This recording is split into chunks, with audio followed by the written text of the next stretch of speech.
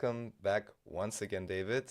We're most delighted to have you back and very curious as to how we will continue today. Okay, we'll start with all these so-called megaliths and everything. Like big stones, huge stones everywhere. People talk about them and say, what the hell is going on? Yes, what do you call it? The invasion of Europe from Egypt or something to do with Egypt and the Middle East. Yes, let's start by looking at the pyramids. When we look at the pyramids from the air, yes, you'll notice it's got 8 sides and it doesn't have 4 sides like many people think. Do you know about this or you don't? Actually, I would also have thought it has four sides if you just asked me straight away. Ah, well, many people don't know this, but actually, it's like they bend inwards. Yes, can you see it? Hmm. Pyramids from the air. It's not actually 4 sides. Yes, so it's not actually perfect triangles. So now that's the symbol of ancient Egypt. Now another thing is what many people don't know is let's have a look at the Vatican. Yeah, they've got different designs and things. But the thing is, everyone knows, the Maltese cross and the Knights of St. John. Malta is like you Right? could say halfway coming from Egypt and then going on to Italy. It's like the stopover. It's the island, yes.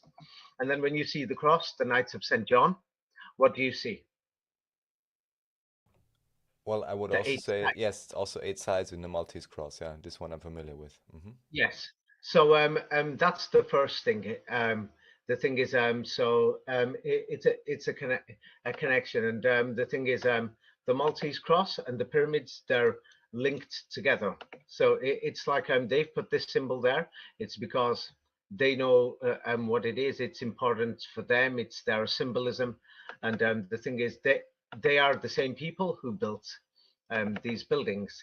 So now the next thing, let's go to ancient Egypt. Yes, there's a place called Abydos in Egypt, and they say in Abydos they can't make their minds up. They say Osiris, one of the king of the gods, was born there. And then if anybody goes there, what you will see is these great temples, great architecture. Now, this is very, very, very important. Yes, I've not mentioned this before. There are reasons why I've not mentioned it, and I decided to wait now. So now this is from the temple of Abydos. There's several buildings there and everything. And what you will notice is in that picture and this one here, have a look. This is what it's like inside the temple. Now, if we look at this place, an aerial view, yes, what I'll show you, the area they say they excavated it 100 years ago, 150 years ago. So this is what it's like. It's like a complex, several buildings, inside out, and everything.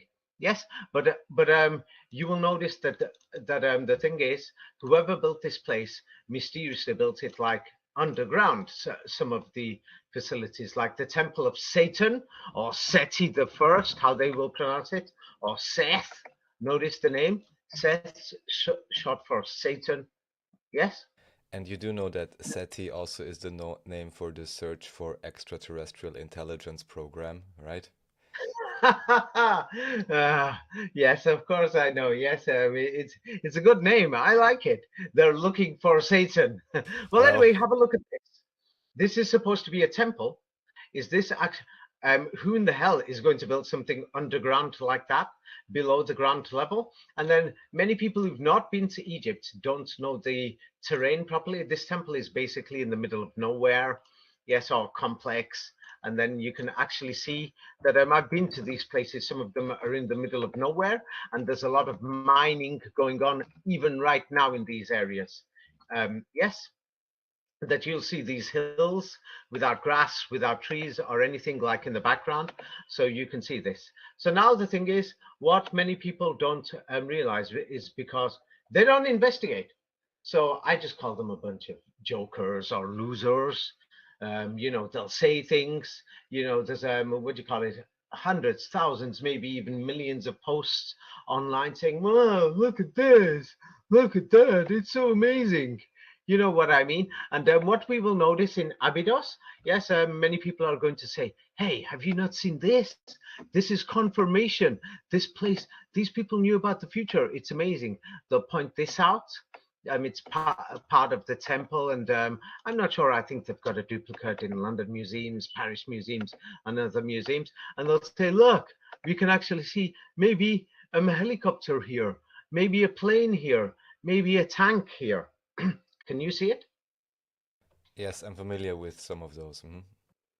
Yeah, people are like whatever, saying, "Whoa, this is amazing," and everything. Yeah, I would have thought it's amazing. Yes, but of course, as usual, yes, millions of people around the world don't check anything. Why don't they check? I don't know. I don't know what's wrong with people, humanity, that they just believe anything. But now let's go to the same place over 100 years ago. And then what are we going to see? Wait, what are we going to see? Let me just send you this. Now, this is going to be the biggest shock in the world. Yes, for many people who don't know this. And there's going to be many skeptics and everybody. They're going to try to make their own claims up and everything. But the thing is, anybody who's got a brain will be able to understand this straight away, and they'll say, hey, I can see it immediately. I'm going to send many photographs, and people will have to best to open them on your computer or on your television screen. And the thing is, let the world know. So here is the same place over 100 years ago. And what do you see? What are they doing? Well, there's a gathering. On the one hand, it seems like they're inspecting the place, but it also looks like they're working with some of those, I don't know, wire-based How many things. people are there? Just look in the background, because what you'll see. Did the stones look old? No, not Supposed to be thousands of necessarily. years. No, doesn't really They're look old. supposed to be thousands of years old. And the thing is, I just want you to think how many people are there. I will enlarge these pictures so that people can do it. You know, all this information, people could have done the research themselves. But the reason they're coming to listen to me, yes, is because they know that I've noticed these things and they haven't, or otherwise they wouldn't be listening. Yes. Now, if they don't want to listen, they can go somewhere else. Yes, if they don't like it and they don't want to believe it, they can go somewhere else. So now you can see there's so many people there. And now the thing is, what you will notice is I'm enlarging the picture. You'll actually see machinery with pulleys and everything actually putting the rocks in place. Yes, that what do you call it? Construction machinery from the late 19th century, early 20th century. Can you see the ropes around the building? Can you see it? Yes. I've just sent it to you. This is not a joke. What does it look like they're doing there? Well, it could well be that with this they are like pulling up the stones or arranging them or something. Yes. Do these stones look old to you? As I said, no, they at least on this old photograph they look quite polished and fresh actually. Yes, brand new. They look brand new. Don't worry, there's many, many more photographs because, of course, there will be some idiots who are going to make their ideas straight away, thinking, "Hey, no, I think maybe yes, they're old." Yes, so they're going to just make their own assessments on something and opinions based on the official history. Yes, which is nothing but a scam and a lie. Yes, so now I'm going to send you many photographs from that time, and then you can see it yourself. Just 1 second. Let me just get this out. Yes, 1 second. Um, I'm just getting it out. Yes, and then people will be able to judge this themselves. They're not stupid. Yes, they're telling us it's a temple, thousands of years old, amazing hieroglyphics, so-called history written, thousands of years of history written there in hieroglyphics. Now, many of the blocks and everything were brought along to the site like this. and other materials. Yes, I've sent you a picture. What you will notice on the floor is a mini rail track, not a big railway, a mini rail track. You will see people carrying equipment, bars so that you can lift things and use them for pulleys and other things to actually lift blocks. Yes, many of the blocks you can actually cut them at the location.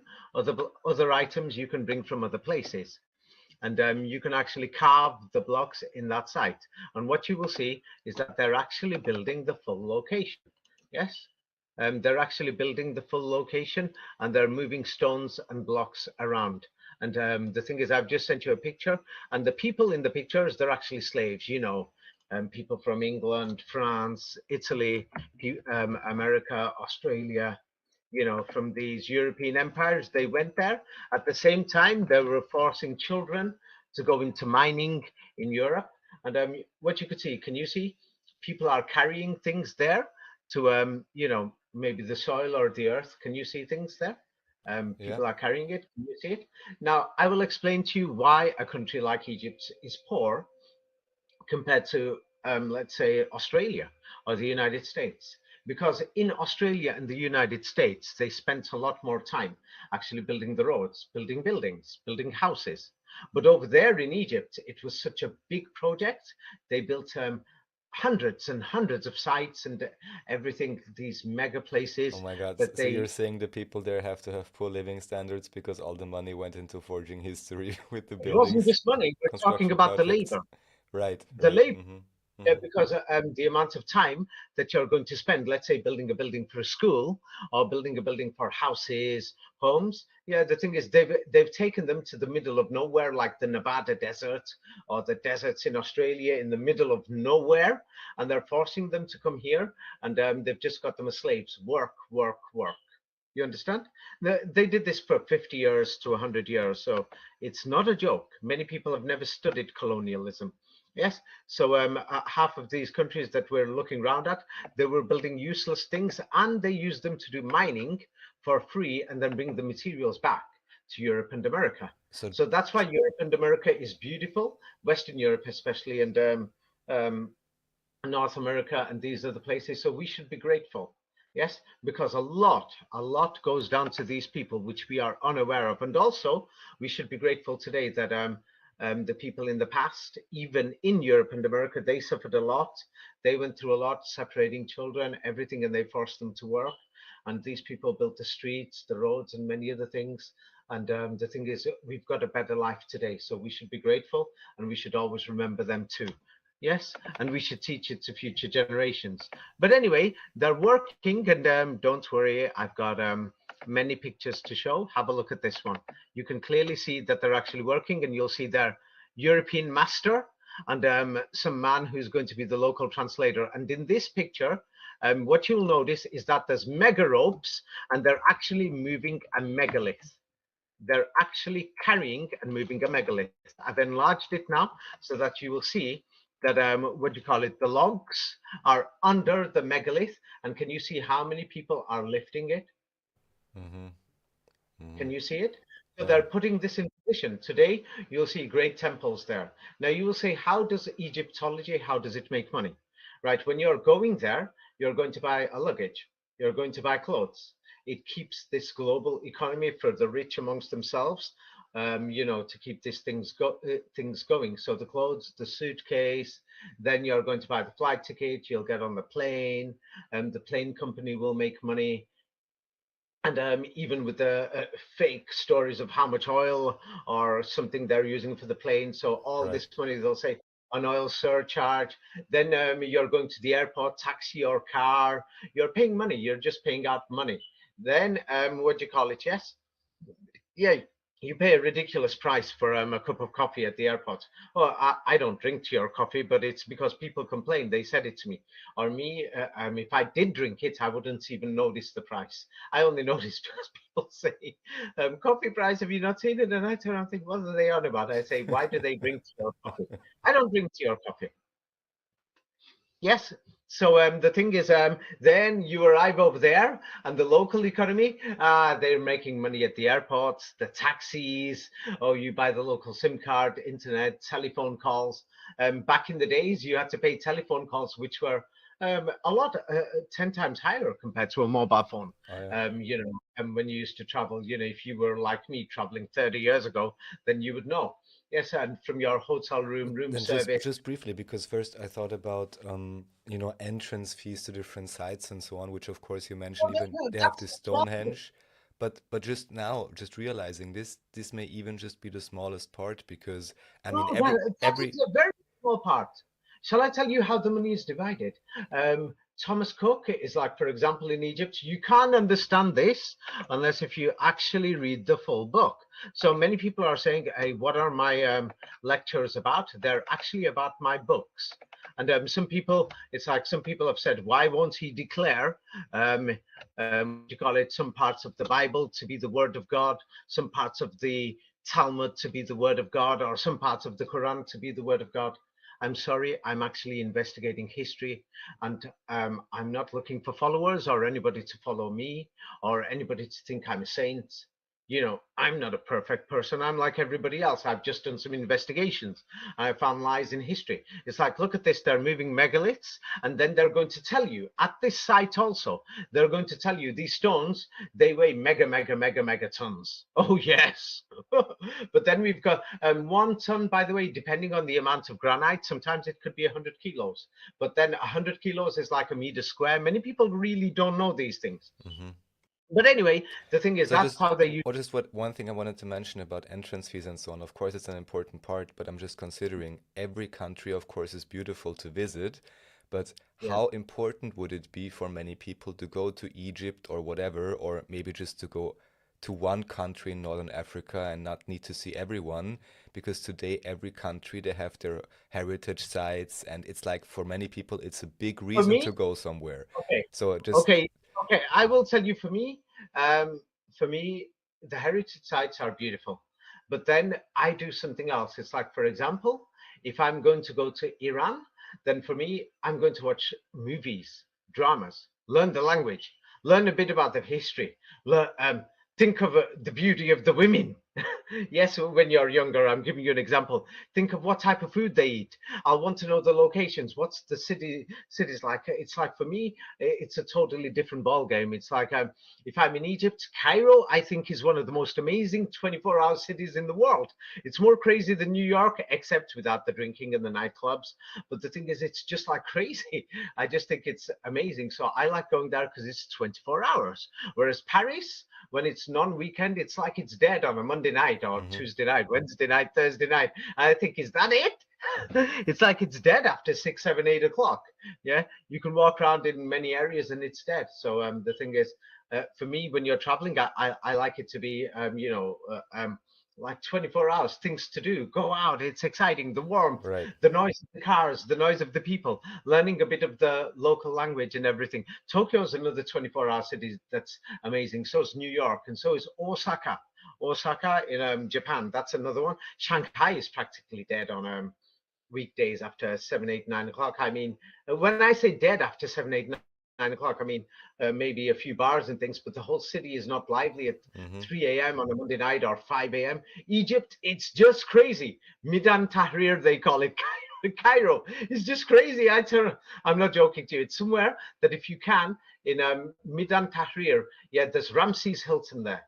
But if you stayed in Ramses Hilton, the thing is you can't go open the windows or many things and everything. Actually, it's better to stay at a cheaper hotel in a place called Midan Tahrir and say, I want to face this Tahrir Square. And it's amazing to see the river and the cars are going Hmm. 24 hours at night. It's just ridiculous. And for me, I don't care if I don't sleep because, when you're on holiday, you want to feel something else. And then the Egyptian music, get some of the local music. Make sure you listen to that place's music when you go there. Yes. It's like when I'm in Russia, I will only listen to Russian music while I'm there. Ruski.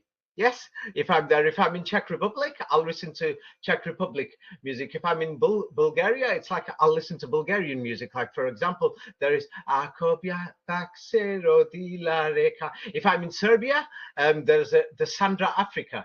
Yeah, what does she sing? Sandra Africa. Um, Bosnia, Serbia, Croatia. It's an amazing song. There's an amazing song. Her name's, she's not African, Sandra Africa.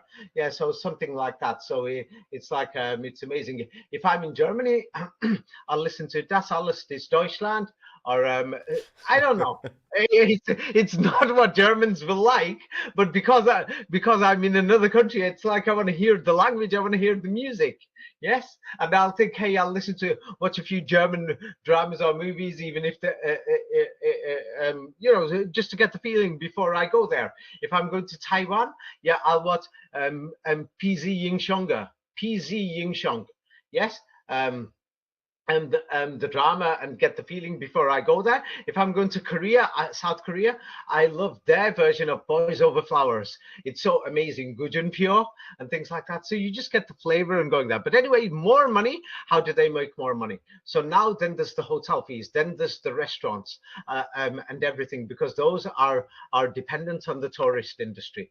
So there's many things, and there's an international scam of how the money world works. It's paper, but because they're corporations, they transfer wealth over. Yes, so the thing is that they do have competition. But anyway, let's go further on. There's So so, all, so just the in thing, one last sentence, all I wanted people to consider is that all these many potentially faked monuments wouldn't be there. There probably would be a lot less usual touristic travel, you know. It would be a lot different. So it's a huge money machine probably if you connect all these dots that you just mentioned. Yeah. oh So my it's God, it's a it's a huge it's money huge. machine. If you're going to go to Luxor, the coaches, the buses, if you arrived in Cairo airport, the internal flights, things like this, there's many things. It's a huge industry. Yes, because people are spending thousands when they're going, and it's part of the world economic system to make sure that when the government prints money, yes, people think that the government wants your money. No, it doesn't. When electricity, gas prices go up, the governments actually own everything. So what they do is they want the money supply to go, because people will save it, and paper is paper. So they will think, hey, it will cause inflation. So they put the price up. But anyway, let's continue. So the thing is, if they haven't read that book, they're not going to know the background, the basis, what is going on, and why. Yes. So the thing is, there's some people who are lazy, and then you'll turn and see they keep talking even after the videos, or other people who are saying, hey, so what? That's one side. I don't understand this now. It's because I'm talking about my books here. Yes. And the thing is, if they want to do research themselves, everything's online. I'm not forcing anyone. There you go. Well, anyway, let's have a look at this Abydos. You know, they call it Assyrian temple, sometimes Seti the First temples. You know, it's a complex. Here you can see, you know, yes, there's blocks on top of some blocks, and these blocks, they're not there by accident. Yes, the thing is, some of the blocks, they're there, and then they have to move them around. So what do I mean by move them around? You'll see that there's ropes there, and the thing is, you'll see drill holes, and the other thing that you will see of how they link the stones together, and the other things like the picture I've sent you. Let me enlarge it, and then you can see it. Can you see the drill holes and everything else, and the cuttings? Mm-hmm. Yes. So the thing is, you know, there's no evidence that these places were built by the ancient Egyptians. And then there was, if some blocks were brought from outside, some blocks were, they used to put them on top of these trolleys. This is to bring some other things on the trolleys and equipment. And then they used to carry it. I call these mini rail tracks. And the thing is, so that's why they used machinery. And so what they're doing, and the, you know, the children in the slave in the pictures, they're slaves. I'm being serious, Jude. In my books, it explains it. It shows photographs of the children being beaten, even women who were kidnapped and everything taken to the desert areas in the middle of nowhere, in some deserts where there's no food or anything. So they just prepared these, and they put them in locations that have geometrical matchings to do with the number 19 and with the number 33. You know, they measured these locations and everything. But the thing is, that's what they did. They destroyed entire nations. Yes, and so the thing is, the entire sites were managed by Europeans So then, just to be and clear, Americans. this example would exactly also apply to the Great Pyramid of Giza because that's the most famous Yes, one. Hmm. just have a look at the stones in this new picture I've just sent you. Do you know what they're telling you? I'm going to show you in a minute when it comes to Giza, because they're telling us these are megaliths and they weigh, hundreds and hundreds and hundreds of kilos, 500 kilos, 1,000 kilos, But they're actually 2,000. made of cardboard. No, no. They're pretty strong. Yeah, because they used slaves. I'm going to show you how many slaves in a minute, and you're going to think, I can't believe this. They used so many slaves. And the thing is, they used ropes and pulleys, like I showed you before. The equipment in this picture, you'll see the man there. And in the background, on the right-hand side, you'll see the pulleys and the levers that you can see. And the ropes are very big, and you can see a man who's actually pulling on a rope or some metal rod or something behind this man. What do you call it? This man, you can see his hand is actually broken and it's wrapped up and bandaged. It's sad what they did to these people. Yes. So, then now today, there's many people who are racist and saying, hey, why do these people want to come over here? What happened to their lands? Because they could have economically developed themselves. Yes, but it was people from our side of the world who did this, and then we stole a lot of their resources too. Yes, and then we took advantage of them for 100, 200 years through military occupations, and the Vatican organized it, and their allies. Yes, I've shown this in the treaties with the humanists. The humanists and the Vatican and other people, they made contracts. All this information is in my books. If people don't read them, I can't do anything. Yeah, so here is an example. At this site, you'll see many of the slaves. Can you see them? Yeah, there's many of the slaves. Hmm. Then there's another thing that many people turn around and say, that the strange carvings and markings on the walls, because many of them were children, teenagers, so they drew pathetic, crazy things on the walls that just don't make sense. Yes, and they're drawn across there because these people came and they forced many people to become Christians. Yes, and you can see they've done a shape of a pyramid or something there. You know what I mean? So this is the locals. They did this and they left this there. Can you see it? Why would they draw this? Maybe they were used to build the pyramids as well, which is most likely. Yes. Well, I'm going to show more evidence. This isn't enough. So let's have a look as the finished product is coming around. Yes. Oh, of course. Look at this carefully. It's brand new. This is not restoration or some crap that somebody's going to be saying. It's restoration. Oh, they were just repairing it. Rubbish. Look at this place right now. And then, yes, because the stones were broken, the stones used to fall. So look carefully at the top. So when you look at the top, you'll see cracks in the stones. And then many people say, hey, these stones fit in perfectly together. It's because these people, they just threw anything there, filled it with this and that, and they had to make it look whatever. Like that's the finished product. But let's go back and have a look more at the work and just look at these people who went there, the scammers. Yeah, because they knew it's going to make money. Can you see it? Yeah, the slaves are working and they're preparing to Hmm. move that rock. Can you see it? Yes. And the thing is, he's just sitting there thinking, "Hurry up, guys!" Yes. This Yeah. will make my You great grandson a lot of money. No, he made money at that time too. They made money. They made a lot of money at that time too, because there was many tourists going even at that time. That it's just ridiculous. But so now let me just show you. You will see there's one of these people. Many of them work for the East India Company. Ah, that's why it's many people don't know East India Company. Many people will think that it's white European masters and things like this. But if they don't read my books, they won't know. Some families from India, yes, who were involved in these projects. That's what, yes, and the thing is, so many of these Europeans are actually the workers. They made a lot of money, but as you can see that now, the picture I've sent you is it's not a finished product, and it looks like a mess because the thing is, these people did the construction and they're bringing in the rocks, and they're just the way they're bringing it in. Uneducated workforce, never been to school, they don't know anything. That they found poor people and they're just taking advantage of them, and they've kidnapped them as slaves. Now it looks like a mess that somebody's going to say, they must have found it like that and it's reconstruction. No, it's because at that time, let me just show you. So it's like, because there's going to be some people who are going to say whatever because they don't investigate themselves, some lazy bums and losers, and then they'll say something. But here you can see, yes, can you see? The other rock is there where that man was sitting. Now we found this rock here, yes, that's just come out of nowhere, yes, in the pile, and they're moving it. Can you see it? Hmm. The rock that he's sitting, there's another rock there that he was sitting on. Can you see it's got ropes around it and everything? They're about to move it. And so the thing is, they are using technology. I'm not sure if that's an iron bar or rod and everything to help. But on the other side of that pile, maybe there's 100 people who are pulling.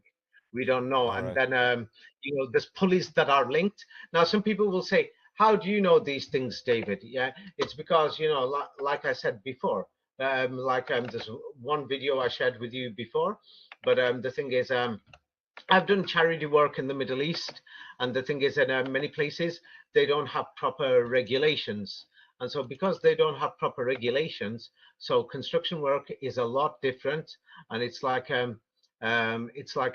here is a construction project that I was doing in Morocco, and the thing is, they used to bring the items every few days. And let me just show you my team, and then you will think, oh my God, yes, David even had a team there. Yes, and the thing is, I had to buy in Moroccan Arabic, which is not Arabic but Moroccan. It's called Simen Ramla. I had to buy all the Simen Ramla Hadid, everything, and then the construction workers. Yes, and this was for a family that the house only had the first floor.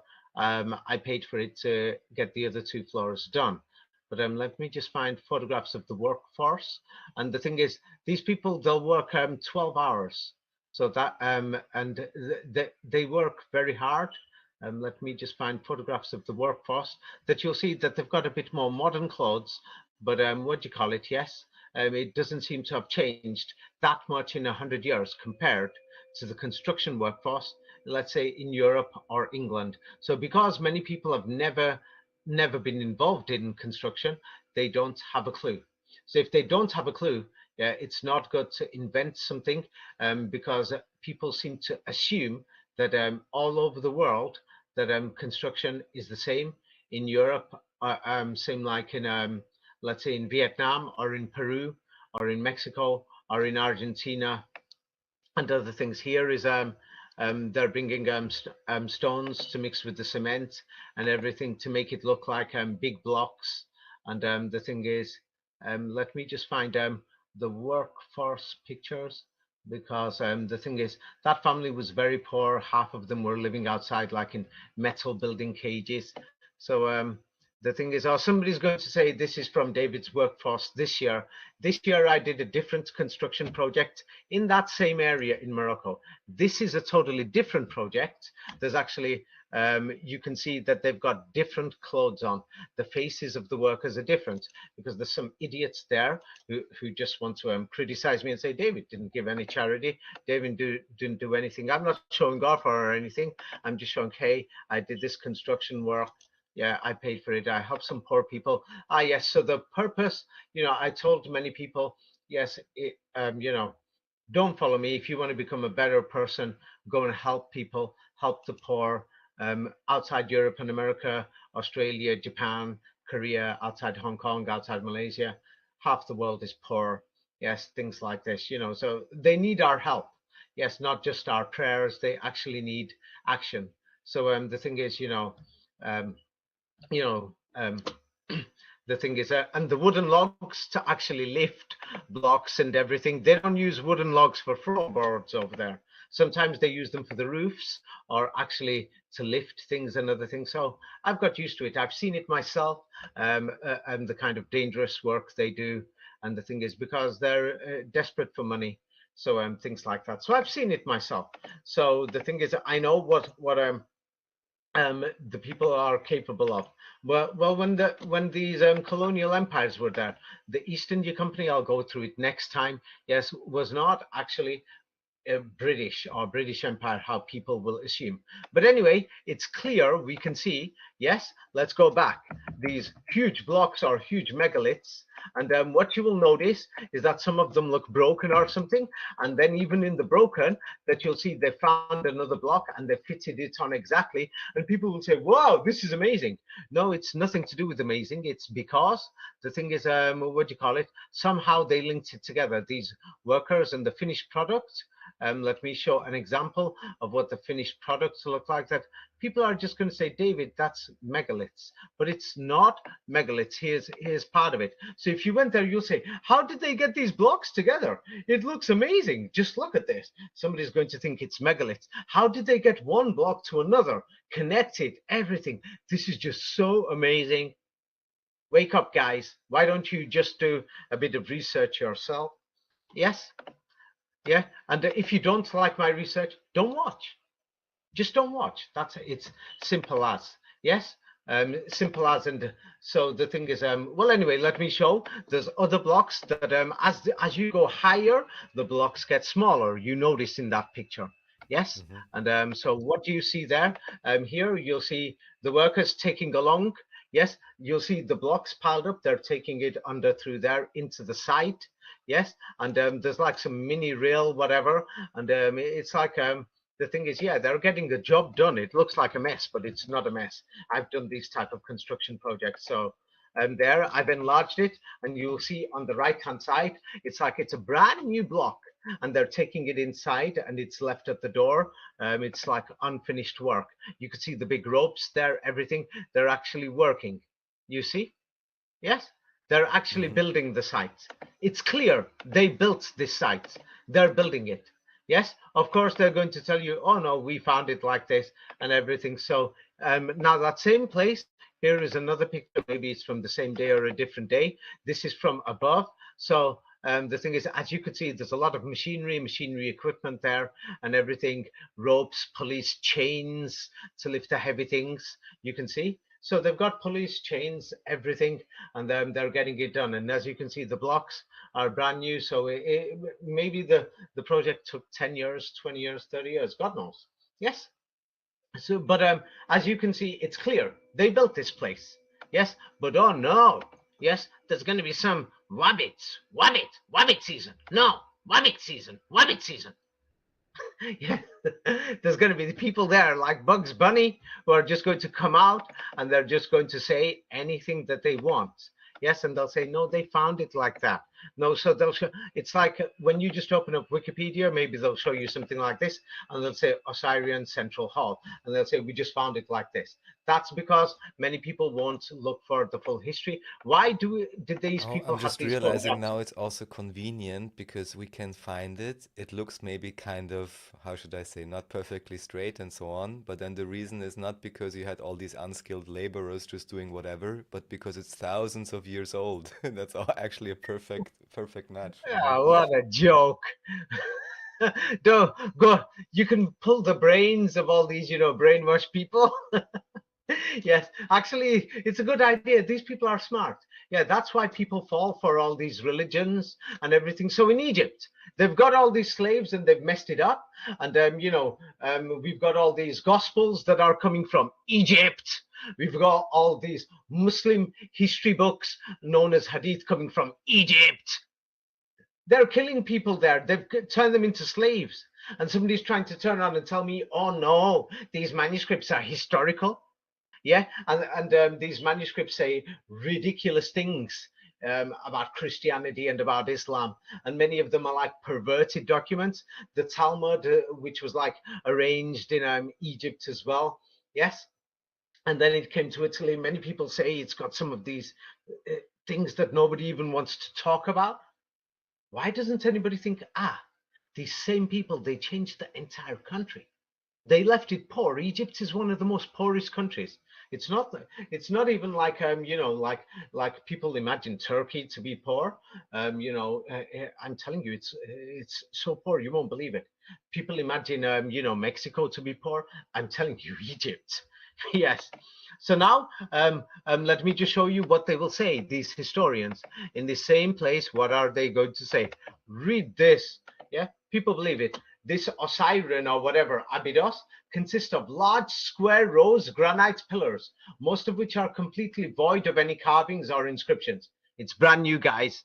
That's why many of them don't have inscriptions. They were still building it in the 1930s, 40s, and 50s and 60s. And some of them are as heavy as 100 tons. Yes. And these are granite. They had to be brought from Aswan, so far away. Aswan's in the south, Aswan Dam. Many people don't know where it is. That's because they already had railway, but at that time in the 1920s and 30s, when they were still constructing the place. But nobody thinks so. So many people don't put their brains to this. But let me just show you now. So they're going to say it's 100 tons. But let's go through this. Oh, yeah. And the thing is, people can check this themselves. So they don't need to watch my videos and then criticize me and then not do the rest of the research themselves and then speak and then put everybody else off and, give everybody else a negative thought. The truth is, people have come because they know that I'm giving what I found and what I've seen, and I've done the extra research. So people are coming to listen to me here. Now, if you don't like it, I told you, if you're going to be there and you're trying to mix history with religion, yes, then go away.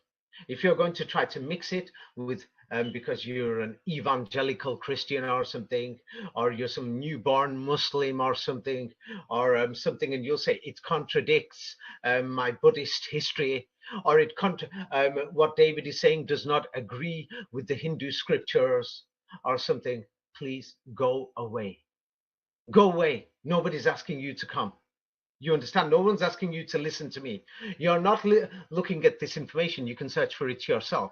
Or maybe you weren't smart enough to actually find it, or you were stupid dumb. Yeah?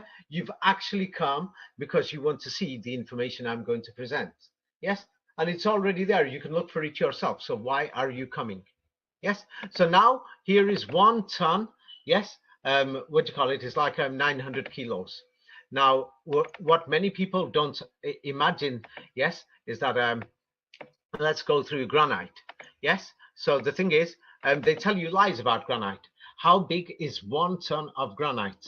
As a general rule, yes. What do you call it? Let's say Cloburn. If you bought it from Cloburn, granite weighs 1.4 tons per cubic meter.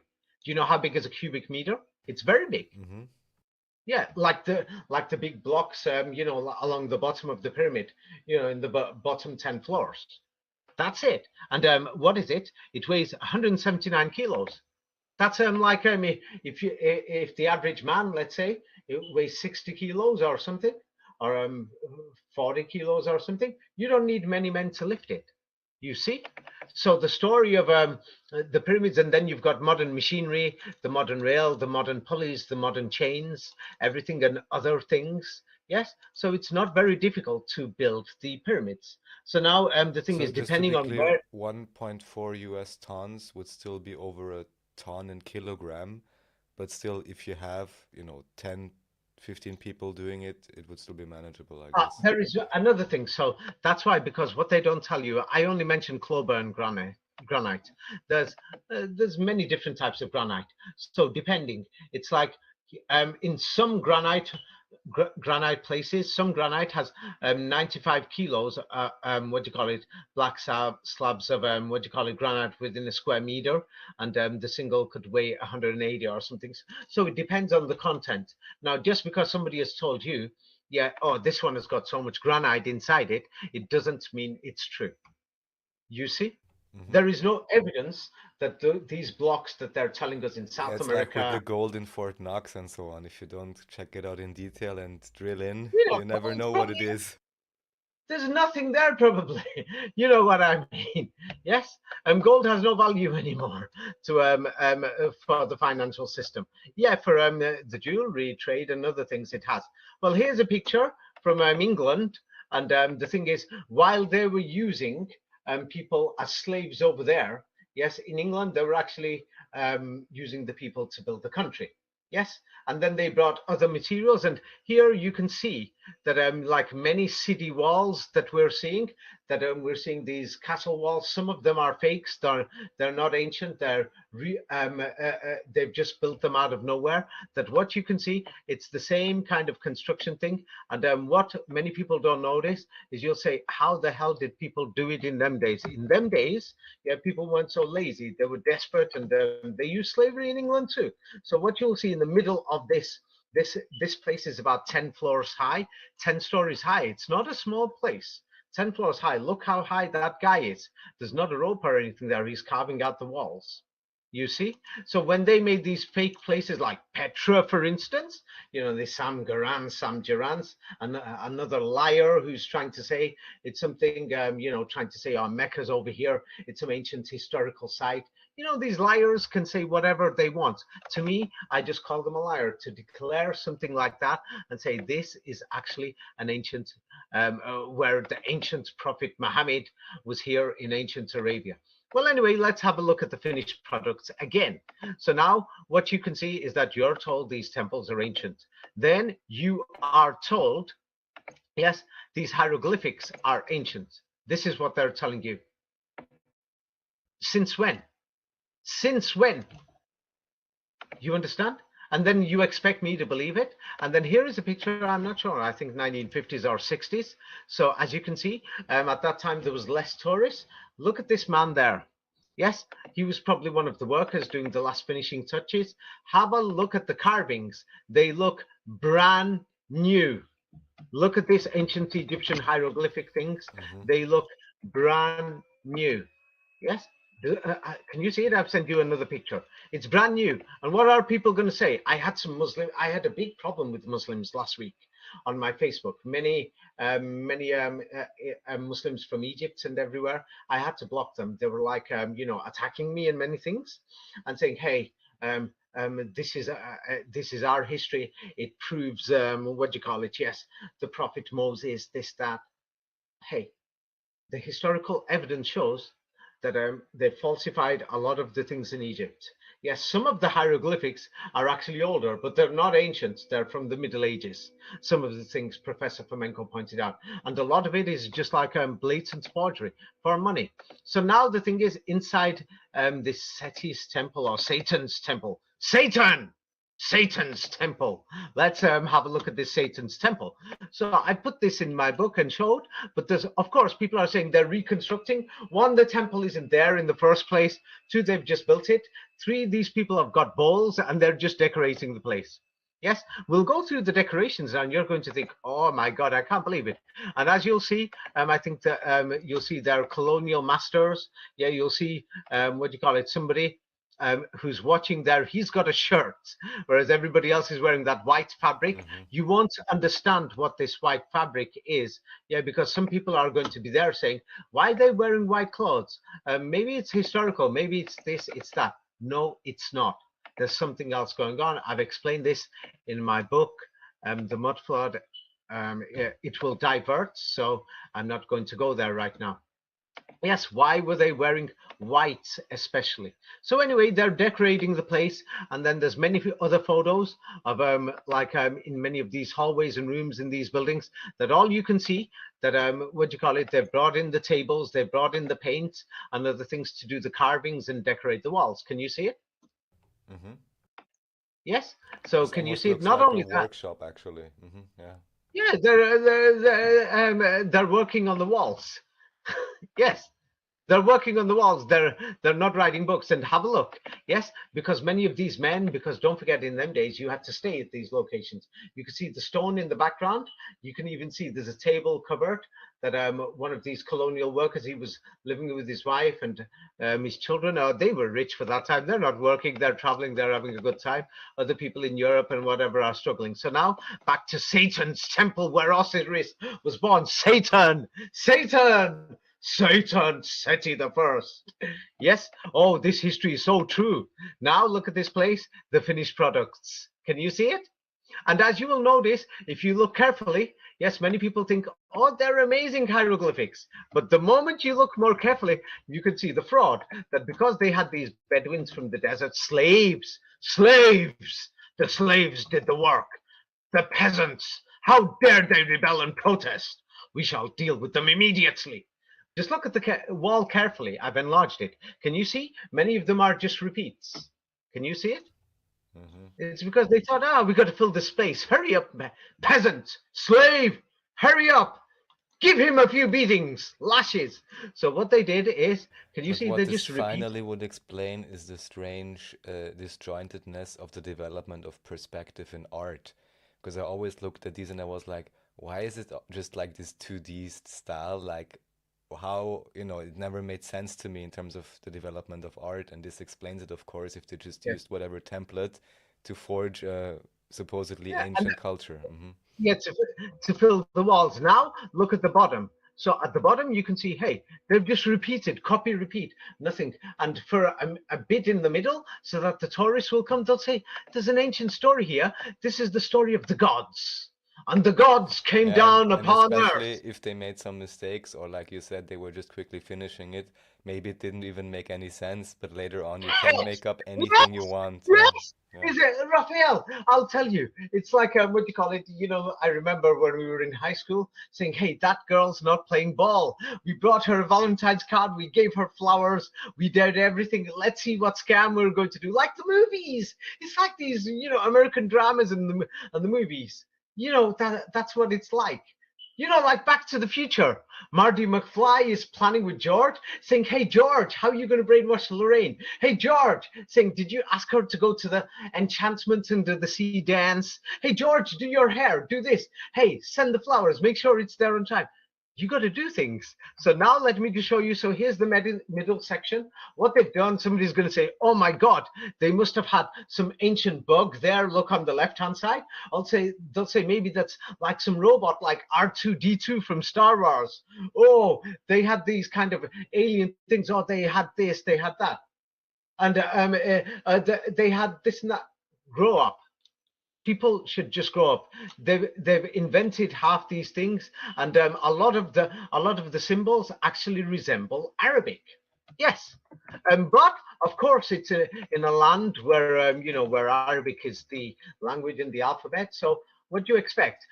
So they've just put a few of these stories and they'll say, this is to show that the people love the gods so much. The gods were traveling in the stars, blah, blah, blah, and he's coming back from the dead and all that.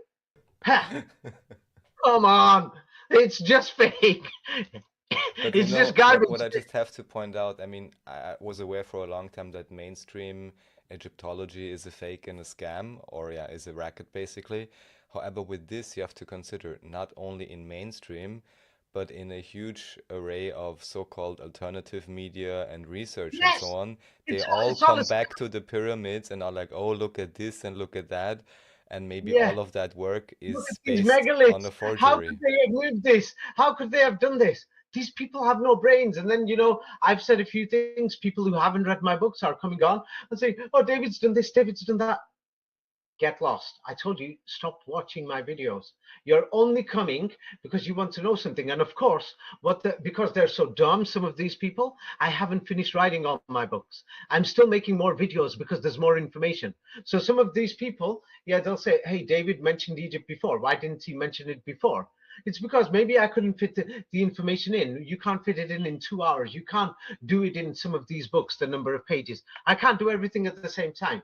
Then I've got hundreds of people, are coming, harassing me on Facebook. Like I got 1,000 messages just last week. You won't believe it. A Wow. thousand. 1,000. So the thing is, I have to ignore so many. And the thing is, and then you see these Tataria groups and other things. Yeah, they're just sharing all this garbage. And many of these people I'm looking, I think, what the hell is wrong with these people? So have a look inside these temples. It's just a joke. It's just a joke. And then there's going to be people who are insisting, saying, "But no, David. Oh, no. Yeah, it's been known for a long time. They couldn't have faked this placard." Yeah, the ancient Egyptians, they must have known. It's thousands of years old. Helicopters, submarines, airplanes, blah, blah, blah. Can you see it? The, what's yours? I'm stupid Dan. What about you? So now let me just show you. they had so many slaves, and many of them were children and everything. And as you can see, these people, yes, they didn't really have an education. I'm not going to lie. And what they did was they preserved the Quran in these prison camps, or whatever. Yeah, they're like concentration camps. Yes. So they preserved the Quran. They knew what was going on. But let me just show you Egypt in let's show you, because they're still doing the construction. These photos are from the 1930s. Yes, in the 1930s and 40s, the European, how did the colonials get to these sites? This is how they came. So now what do we see? Yes, we see these things actually in the drawing. Yes, the same planes that they Oh used. my You will God.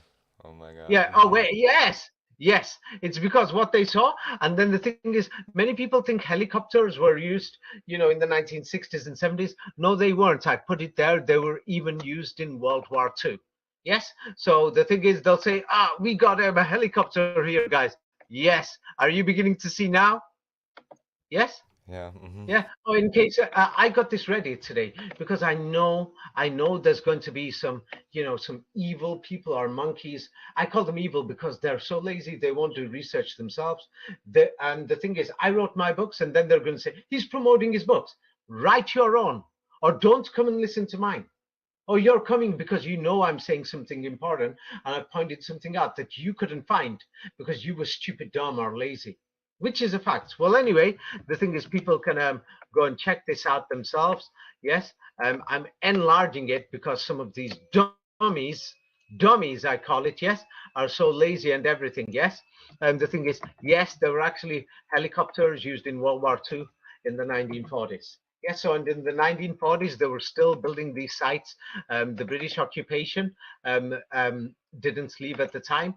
And then you'll say, hey, we can see so these helicopters, but we can also see airships, like an airship or something. Oh, duh. Yeah, airships were around in them days. So what these people did, they copied it, they drew a few crazy things, and then probably, let's say you and me are the managers, and we said, hey, make this look a bit like the symbol for pi or something. Oh, just put this there, make it look like some beetle or something, or some frog. And then we'll have these people trying to guess what it is, and then they're going to come to our site because they're mystified. They're going to think there's some ancient technology here or Yeah. something. Yeah, and they'll think, hey, this must be something amazing or wonderful or something amazing. Any questions, Raphael? That is such a big thing that I've gone through today, the megaliths. Yes, Any questions? well, I think you explained it well that simply by having it constructed in the 1900s, of course, we had this type of technology, maybe even a bit earlier, so it's easy to put it in. The other thing that you answered, I think, which many people often are asking about, is where did they get all these stones from? And you said it's maybe a No, faraway place, but you had some railways simply, or you can just they've dug into the ground at that site. Yeah, that's why I think, are right. people dumb or something? Wait, let me just show. Yeah, I'm glad you asked this question So for there the was dummies. enough stones just below their feet, No, basically. they're not stones. Wait, let me just show you. And then you'll think, it's because nobody has ever seen when you mix together cement and other stones and everything. Many people haven't seen it. And so because, or they haven't even studied online, they could find cement mixers, how to make blocks. There's videos on YouTube. So now have a look at this place. They've dug this place underground. Yes, a lot of it. It's not at ground level. Can you see? Even the Right. top of the temple, yes, over there, they've dug it out. So what they did is they reused the materials. That's all they did. And many of the things you carved them on the site. That's the thing. So now let me just show, because there are going to be some monkeys and some people who are going to be barking loud. And they're going to say, oh no, the pyramid blocks are so big, they couldn't. Oh no. Yeah. So, like I said, if people imagine this, yes, there is my book there. And if you're lazy and you haven't read it, I can't do anything because my videos are about my books. My videos are about my books, and I've said this before. Yes, even when Andreas said, he used to always say, hey, I'm interviewing you because we are books. So this information is in this book, and it goes into more details of the politics and everything else, the money and everything of what's going on. And in the same way that they created ancient Egypt, they invented what do you call it, ancient Jerusalem. Yes, in the same way, and the politics and the plots. So the thing is, I've written the book Jerusalem is in Europe to show that they invented the place and they invented the history. Yes, and because my books don't have all the details, Professor Fomenko goes into more detail, and the rest, use a bit of your own brain and do a bit of your own research. Yes, guys. Yes. Yeah, so people can do this. So now let me just show you something about the pyramids, and then you will think, oh my God, yes, this is just so shocking. Yeah, it's like it's so shocking that the thing is, because all these people have said to me, no, David, no. Oh, no, my brother, no, no, David, But then, just to be clear, no. because the Great Pyramid is especially popular, so you would say that also the particular Popular. alignment. Okay. Alignment. Let's have a look at this bottom. Look at that picture. What does that teach you about the alignments? I'll go there in a minute. What is that showing you? These so-called big blocks. Nobody can move. No, we don't Yeah, know how they did it. And unless then, unless like, it's a giant on the right-hand side, they're not that big. yeah. Wait. So those blocks, and then we can see here. What do we see here in Egypt? Yes. What do we see? What is the difference between both these? They're both supposed to have elements of granite in them. What's the difference? What is the difference? And then you're going to say aliens built it? Yeah. All those people who've been saying all these things and they've deceived people, if by now you've turned around and think, oh my God, I've just realized I was wrong, then you have to share this, because all the people you deceived and all these people who are thinking of aliens, Anunnaki, and all these strange things that they're doing, what do you call it, alien worship or something, all these people who are having sleepless nights and everything, people don't know what to do. So the thing is, you misled many people. You understand? Yes? Yeah. I mean, like, what do you call it? Let me just show you. Yeah. Let me just show you, and this shows you. This will show you what has actually happened to the world. The world has turned ridiculous. It's actually just so funny that what do you call it? Yes. You must have seen that Jim Carrey. Yeah. With with children watching television in some movie or something. I can't remember which one it is, and they've got some metal things on their heads, like they've gone crazy about aliens or something. But it's a funny picture, but I can't find it. If I found it, I would have sent it, because many of these people, they've spread misinformation. Oh no, they've spread true information, because according to official history, it's true, those buildings are thousands Right. of years old. And many people are commenting, oh no, maybe they're 30,000 years old, a million years Yeah. old, they're so old, we can't believe it. What's wrong with you guys? Don't you guys even use a bit of a brain? And then the thing is, I've seen these type of people work. I've done the construction myself, because there are some donks, yeah, yeah, who are saying, oh, David didn't do any of these construction work or anything. Yeah. Let me just show you. So I had construction workers, and I've done many projects, not one or two. And for that project that I specifically showed today, and that building was when it was finished. Let me just show you. If I have a finished picture here, let me get it out, and then wait 1 minute. Let me get it out, and then I'll show you the finished product. It's because I did these construction projects, so I saw it, how the workers work without the safety regulations and things in Europe, and not based per hour and other things. It's a difficult job. Yes, and the thing is, they work 12 hours, sometimes even up to 15 hours, depending on the day, and then the amount of work that they do. It's like it's just shocking. And the thing is, that's what we did in 19th century Europe. Yes. So the thing is, what do you call it? So these are pictures from back in the day. This was the government gave land free in Morocco, and the thing is, you will notice that I've got arrows painting to people's houses on the street, because I was supporting people on that street, and I helped many people to finance the construction of their homes. So that's why I've got this is already here from before Yeah, this is from several years ago, but I'm trying to see the finished product.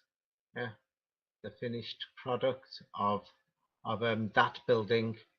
The building was finished. Wait, let me just see. Ah, I can't find the picture, so I've got it on a video. I'll send you a screenshot of the video, or some of these people who think they're barking very loud. Yes, who want to talk about other people for no reason. Yeah, let them Yeah, talk. and again, I just Yes. like to point out that there is so much relevant information that I'm wondering why anybody would not focus on the content first, and that's always a red flag. So very simple.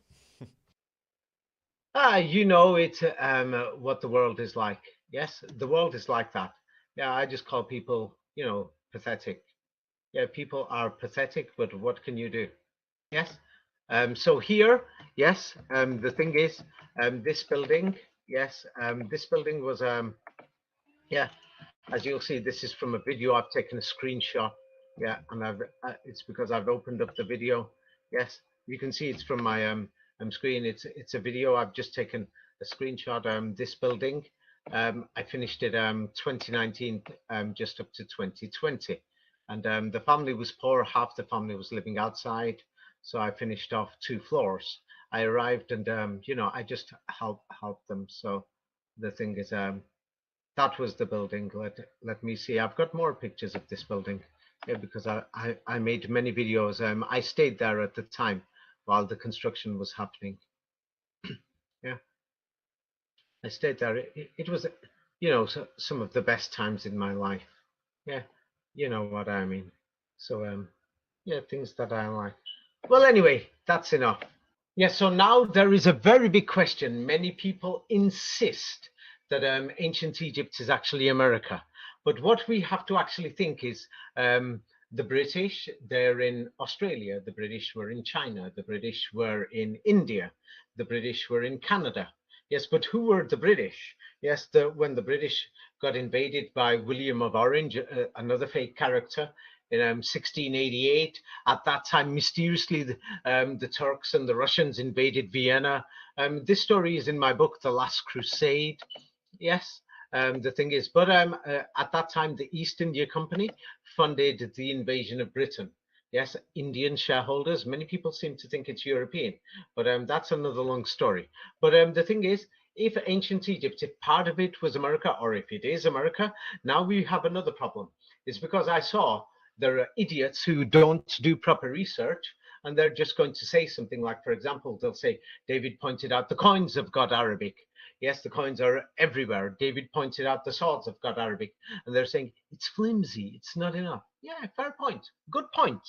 But it's not flimsy. It's a major thing. Yes, it's like this. We can turn around and say, hey, we got iPhones in America, or just because they're made in China, does that make them Chinese? No, they're European, they're American. Yes. So the thing is, a lot of the gold came from, let's say, Central Asia or Africa or South America. That doesn't mean the coins are, Brazilian coins, or they're coins from Congo. Yes. Or from Afghanistan. Yes. Which Right. that's what they're going to say. Yes. So now this is very important. This is to do with America.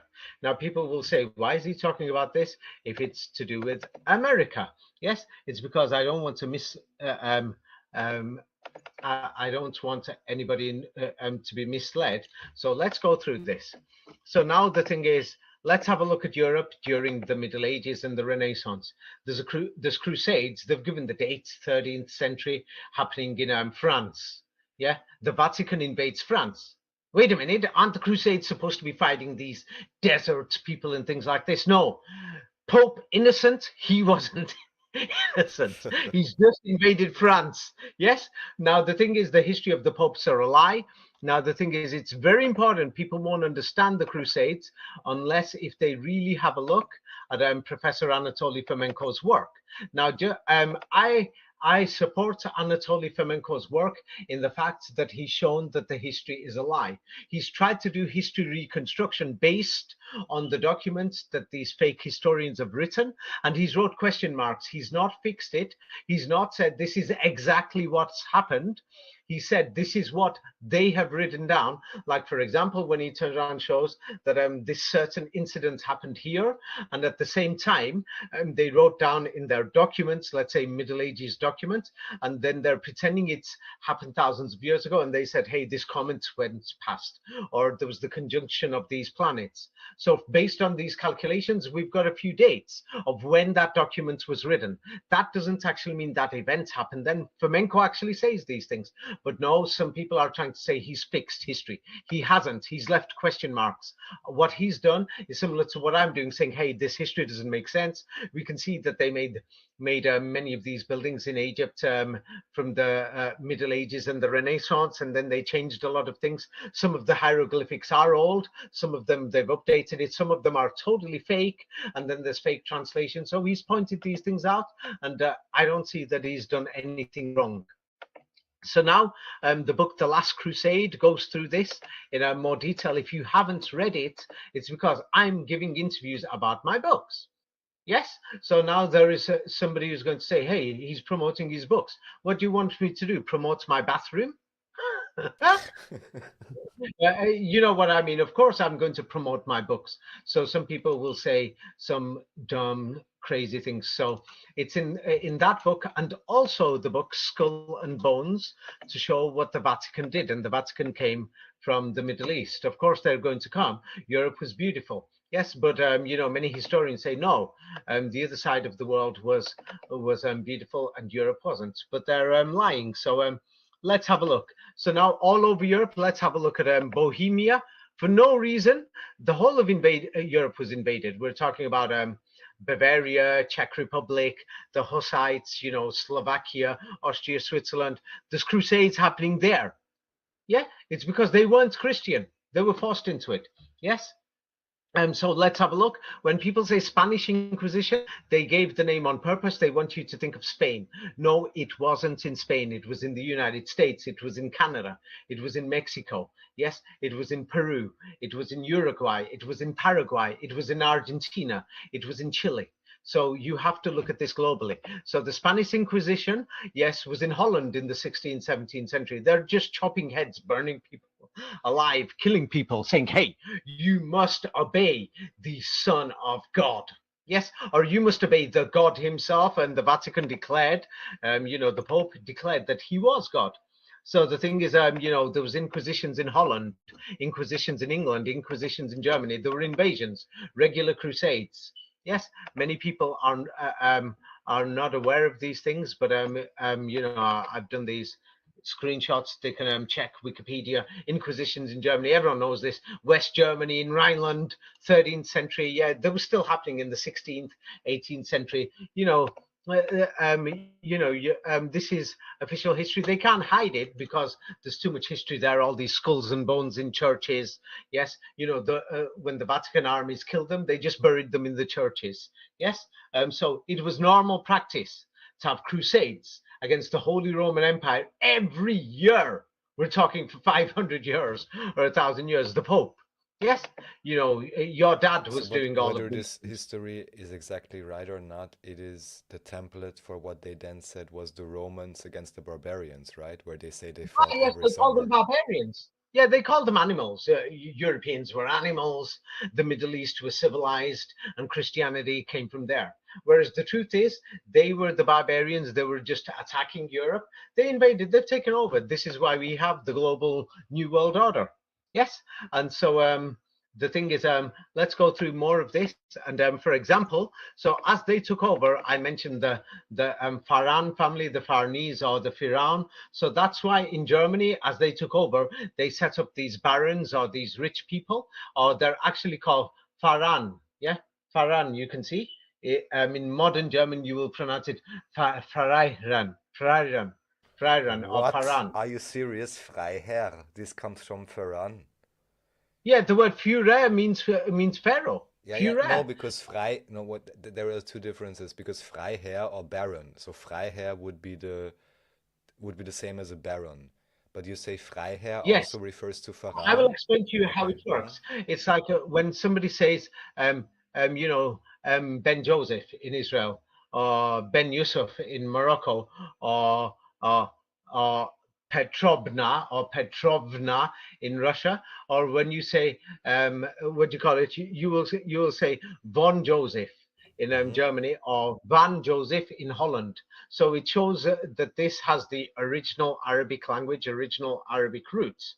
Yes. So then when you say Faran in the Arabic, the old Arabic, yes, it becomes Varan in let's say in many Western European languages, and then from Varon to Varon, Baron, Baron, Faran, Varon, Hmm. Baron. You see, in English it becomes Baron, Baron. Yes. So the barons, these barons, they financed the Israelite school and things like this. But they became the German nobility, whoever joined the Vatican. Remember, the Vatican had to make contracts. This was in a previous video where we showed where Machiavelli condemned the Pope and said, look, you're weak. You need allies. You can't do this on your own. You've invaded Europe. So to take over Europe, we're going to need allies. So then the thing is, when you look at the thing is, there was Germany mysteriously became known as the land of Persia or Perussia, Persia, Farsa, yeah, Farsi. So then they're going to turn around and tell us that what you call it, Farsi, is an Indo-Aryan language or Iranian. Yes, but I'll go through it next time. The forgery of the Farsi language in Iran. Yeah, that 10% or 20% of the words even used today in Iran are actually French or Franco-German, West German, and Eastern France. Yes, so the thing is, this Farsi is important because Fars comes from Farusha, Faran. Yes, Persia or Prussia or Persia. Yes, so now we've got this mysterious land in Germany. It mysteriously becomes called Prussia. So now what we have to know is this. Europe mysteriously had millions of Arabic books. Europe did. Now, this is in my books in more details. Yeah. So what they started doing is they went door to door, Holland, Inquisitions, Crusades in Switzerland, Austria, Spain, Portugal, Holland, England, Germany, you name it. Yes, Czech Republic, Slovakia. What they were doing is they were confiscating Arabic books, Arabic Qurans in Europe. In Europe. So that means this book must have been widespread, and all the original Arabic manuscripts were getting confiscated and burnt.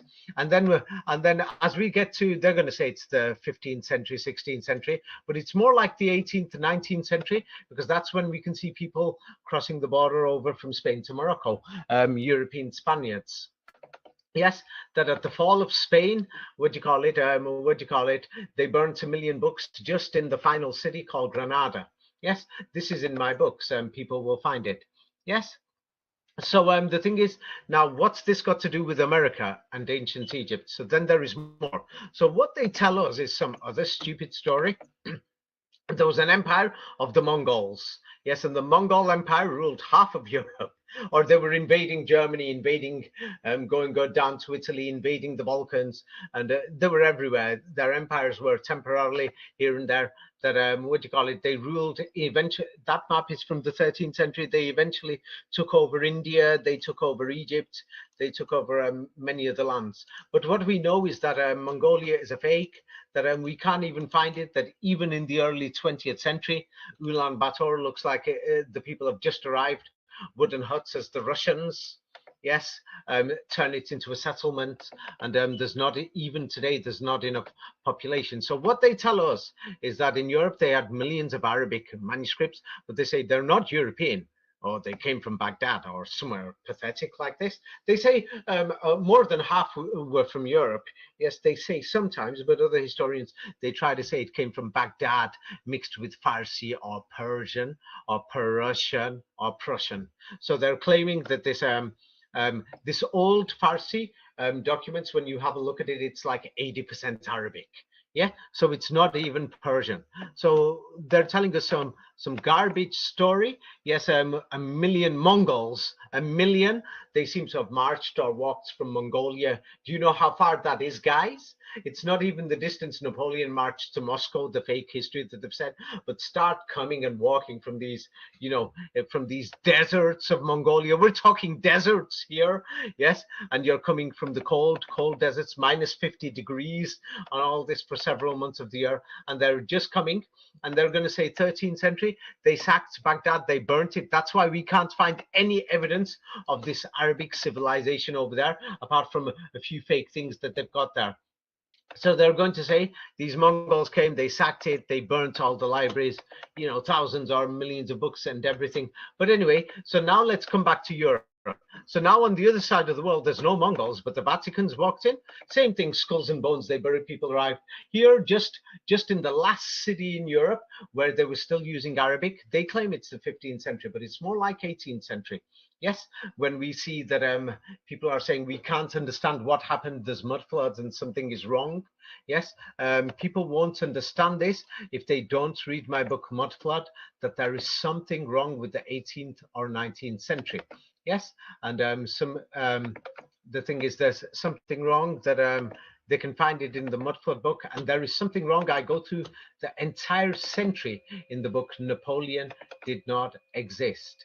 Yes, that they say there was a Napoleon in the 1870s, and there was another one 80 years before him. It's like there's something wrong with the full century that they've added on 50, 60 or 70 years or something. There's something wrong, that they're hiding something happened in the 18th, 19th century. Yes. So the thing is, and we see all these cities burnt out and everything.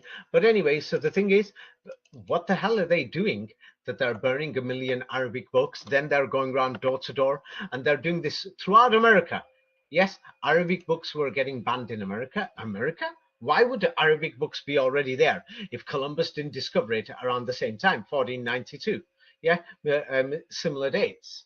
Yes, so the thing is, they're looking for Arabic books and they're burning Arabic books in America at the same time, which doesn't make sense.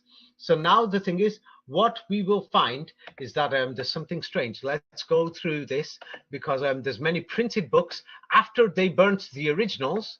Yeah, they mysteriously say the printing press turned up in the 16th century. Yes, wide scale, 15th, 16th, 17th century. And then the thing is, this is what the official history they're going to tell us. Yes, the first books printed in the Persian language using Arabic, yeah, were published in Europe. Excuse me? Huh? Oh, Yeah, but they're actually, it's not actually Persian. It's like you can turn around and say there's American books and there's Australian books. So this is actually Arabic, but just a different dialect. Same like the Old Testament. I've explained this in my books. I mean, Jerusalem is in Europe. I've explained it there very clearly to show that what do you call it? Yes, that Hebrew is just a different font handwriting of just an Arabic dialect. Same like there's English and there's American and things like this. Yes. So if you haven't read it, I can't do anything. So now they're printing Persian books in Europe. Yes. Why the hell are you going to print Persian books 500 years ago? And let's see what Europe looked like 500 years ago. Yeah, and then you'll turn around and think, hey, it just doesn't make sense that they're printing Persian books, yes, for what do you call it, yes, and they're trying to tell us, what do you call it, they're probably going to export them when there's no roads, no nothing, and they're having serious crusades, fighting against the Holy Roman Empire and things like this. And what we're told is that in Europe, yes, people lived in pathetic conditions, like peasants. Let me just see that there's peasant revolts and everything.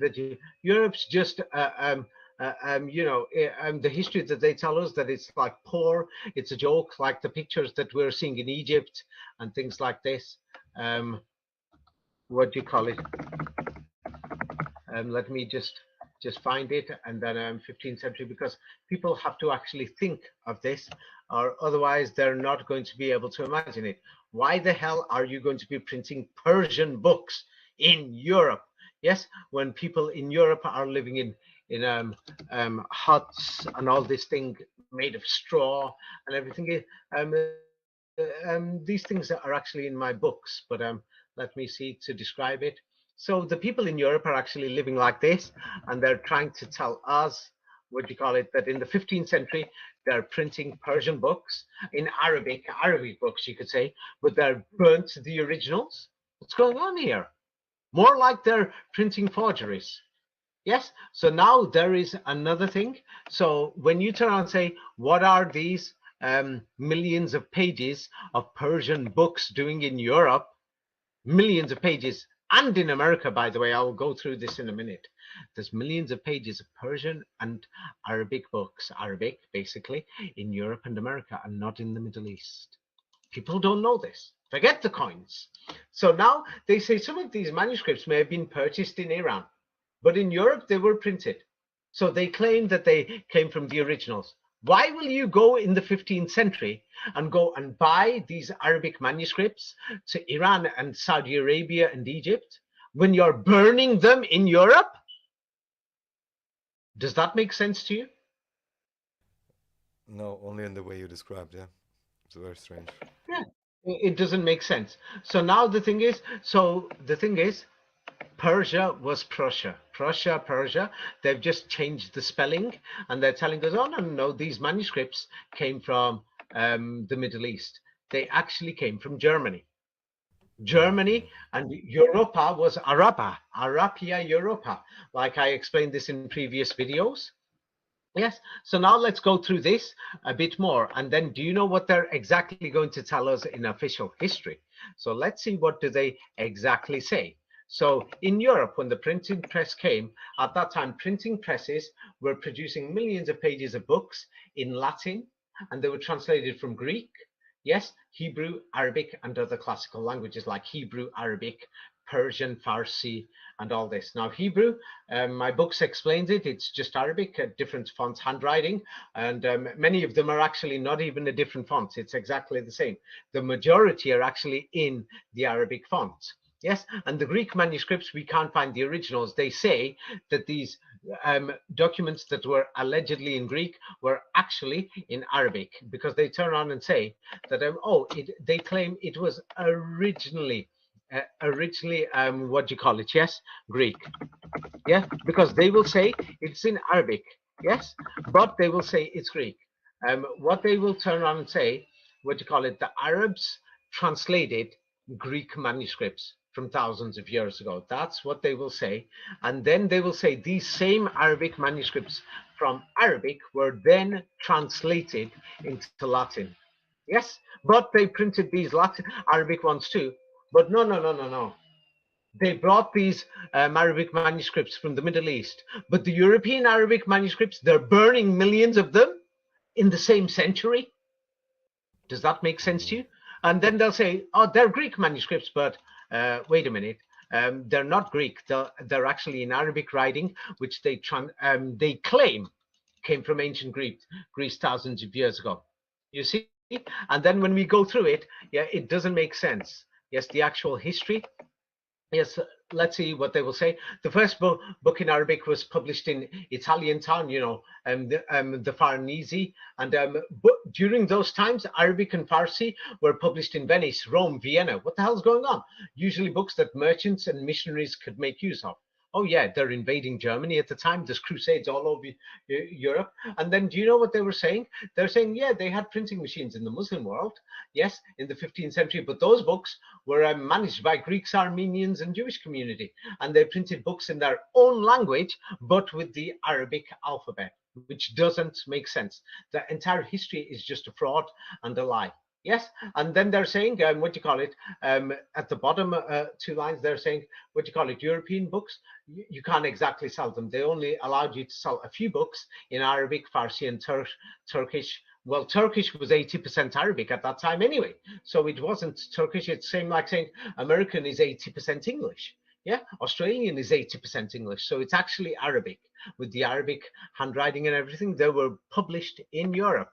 Oh, they were published in Europe, but hey, the Muslims have got their own printing machines, but then the Europeans are burning the Arabic manuscripts, but then they go back to the Muslims and say, hey, can you give us a manuscript? We're going to print this. Does that make sense to you? Yeah, No, totally. it It looks means like a that reset. Yeah. yeah, it's just a total lie. And then the dates are not 15th or 16th century, because do you know what we find?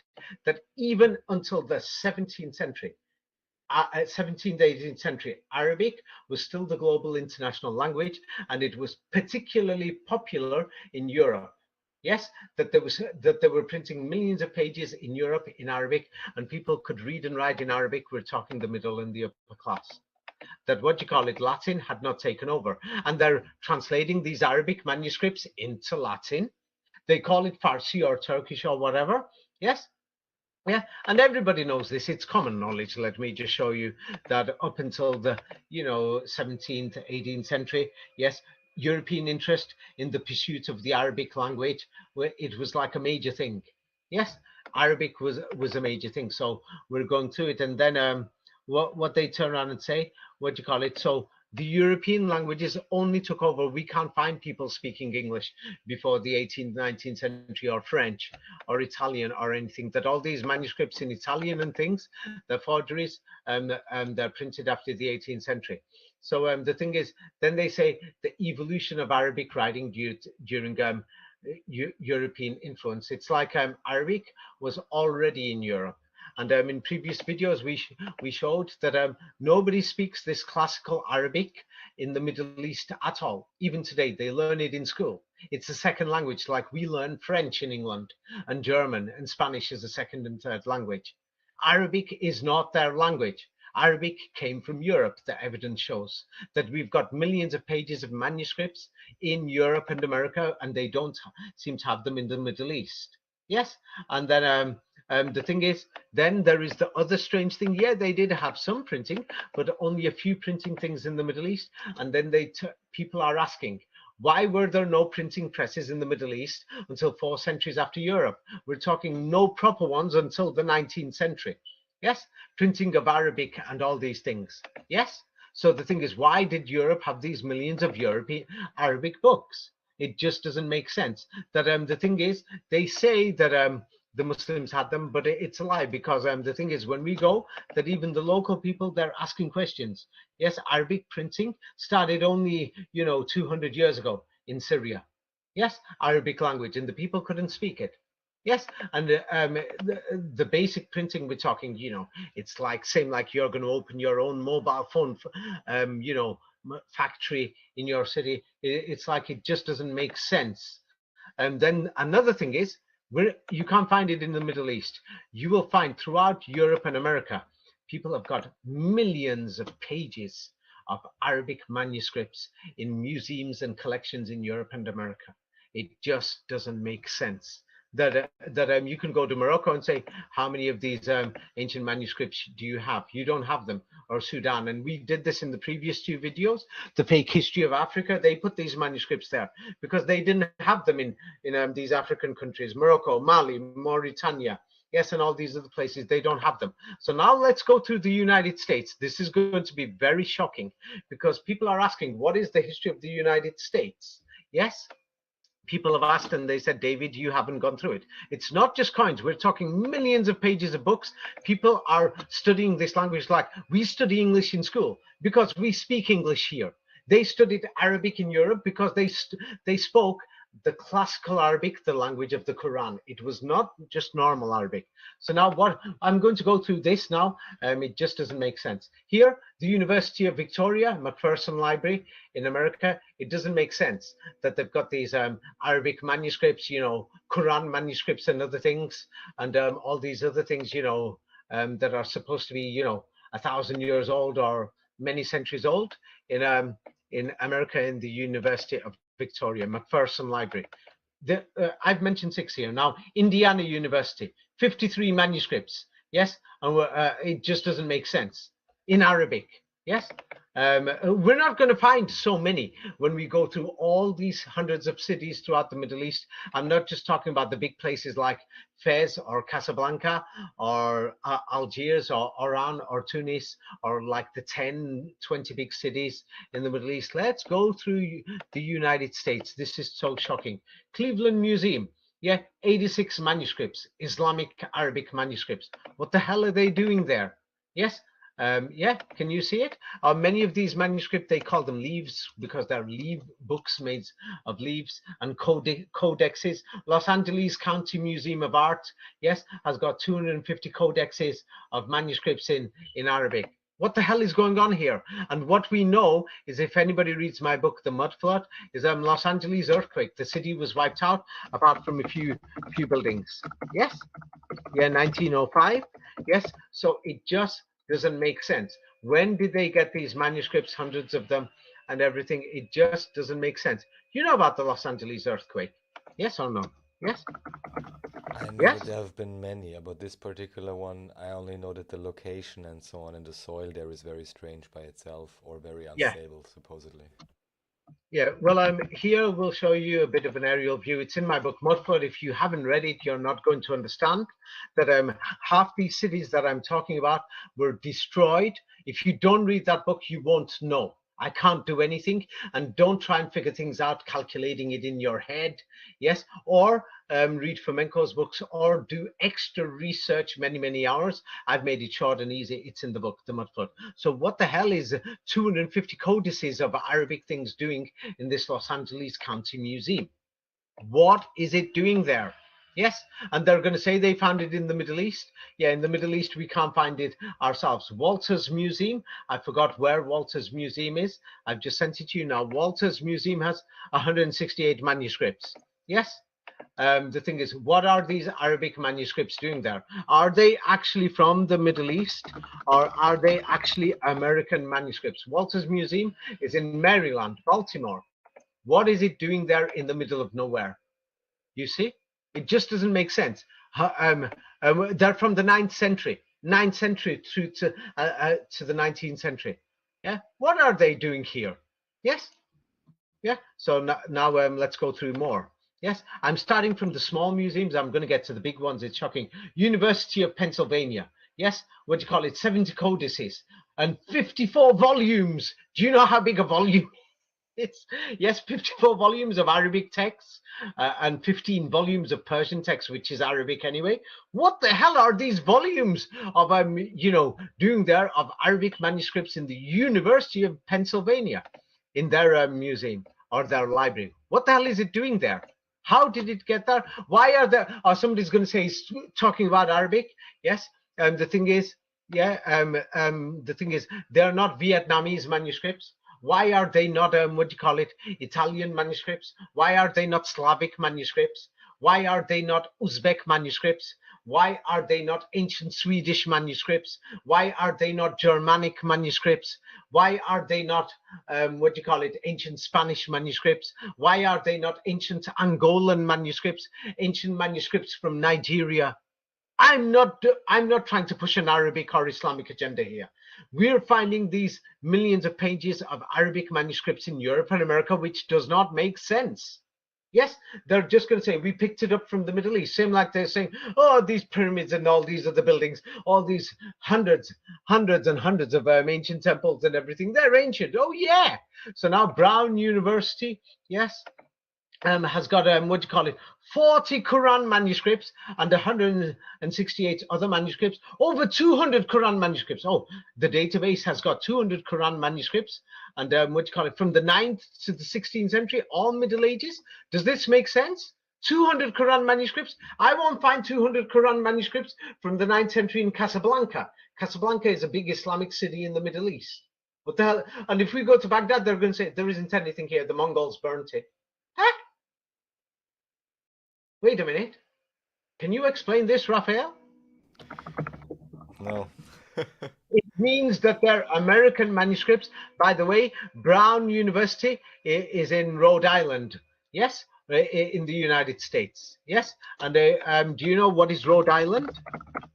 Well, all I can say is there was one very good comment on one of your earlier videos by someone who said he asked a local who seemed to know everything as to what had happened with some kind of a, I guess, Starfort or castle, which was Yeah. officially consecrated by the Knights Templar or something in the early 20th century.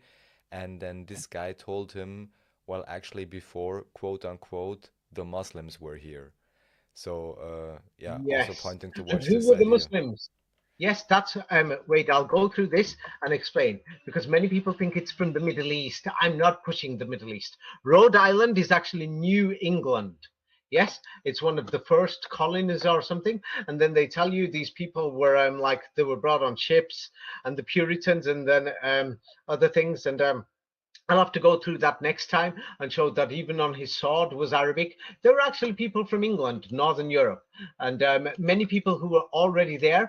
People won't understand this unless if they read my book. If you don't read it, you're not going to understand it. Don't try to guess it unless if you're going to study the actual history of the demographic changes in Europe, separating people into orphans in Europe, not the orphan trains in America. This is written in my book, Orphan Trains, but it goes through the separation of children and parents in the 17th, 18th, 19th, 20th centuries in Europe.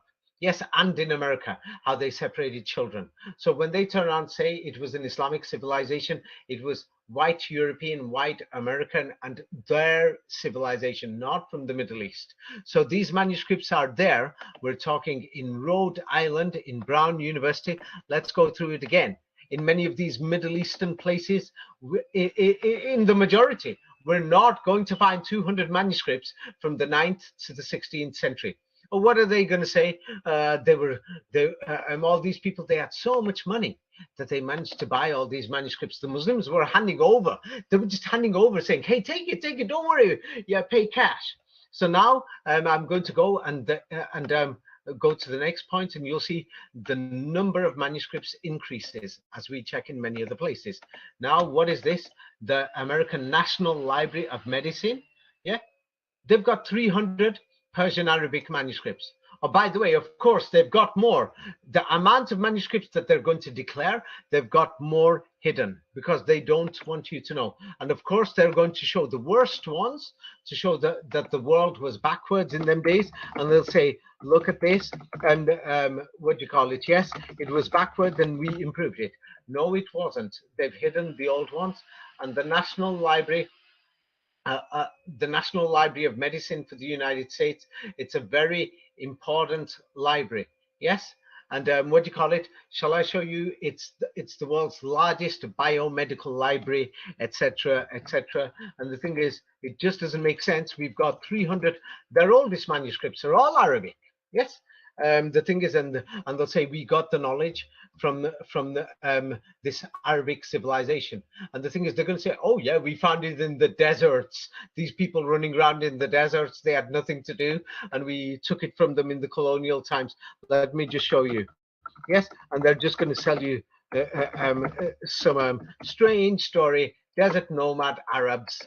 And they're going to say these people, they that even today that we can see that there's nothing there in these deserts, but they'll say, oh no, William whatever, or Sir whoever, or this and that people. Yes, they went to the deserts. Yes, and then they just took it back from these people, but stole it from these people. But and then when we look at these people, we can see that no way could these people have written these manuscripts. There were European manuscripts. The United States already had these amazing buildings. Many people have checked through this in Tartaria and everything. They're telling us it came from these people, yeah, who were easily enslaved. Yes, they didn't have the technology to even protect themselves from these empires or anything, that the history just doesn't make sense. So why is the National Library of Medicine, what's it doing with that? Let's keep going. Now, McGill University in America, yes? How many Arabic manuscripts do they have? And they're mostly the Quran, the Quran, the Quran. How many Arabic manuscripts? Well, only they say 380 codices. Yeah. Mostly Quran. Yeah, that's what. Yes, and where is it? It's in Montreal, McGill University, in case people don't know the location. It's in Quebec, in Canada. Yes, I'm talking about throughout North America, you're going to find these strange things. And that university only opened in 1813, and it didn't become like a proper university until the 20th century. Yes, and then the thing is, it's in Canada. So what are these Arabic manuscripts doing there? We can't even find so many Quran manuscripts in the Middle East. We can't find them. If we can, prove it. Yes, apart from, and then if you're going to say, hey, there's a few of these libraries. Oh yeah, the British and the French opened them in the colonial days. Yes. Oh, they put many of these Arabic manuscripts. And by the way, the local people can't even speak Arabic today. Even today, they have to learn it. In Saudi Arabia, I'm talking about. Yes, in Egypt and everywhere else. So now let's go. Columbia University. Yes, 600 codices of manuscripts. Yes, 600 codexes of manuscripts. Yes, of Arabic manuscript. What the hell do you think is going on here? Yes, can you see it? Yeah, well, if Yes. we follow the simple logic just as by the coins, it would strengthen the idea that Michelle Gibson has presented. She calls it the quote-unquote Moorish civilization, but that there was simply a, yeah, Wait. I will tell you now. When you say if somebody went to Morocco or somewhere and you heard their accent and how they pronounce it, yeah, Morocco, Muslim or Musa, Morse. It comes from the word Mos or from Moses or Moshe or the prophet Moses or the prophet Moshe. And so the thing is, when you say Muslim, yes, you know the Moors, Muslim. You can call it Moors, you can call it Arabic, like you can call it United States, you can call it America, you can call it New England. Same thing. You understand? So hmm the thing is, this civilization was actually European and American. It was not people from the Middle East. No, there is no evidence to show it's the current Arabic or their ethnicity or anything. But let's go to, this, what do you call it? Yes, this Columbia University codexes and the things.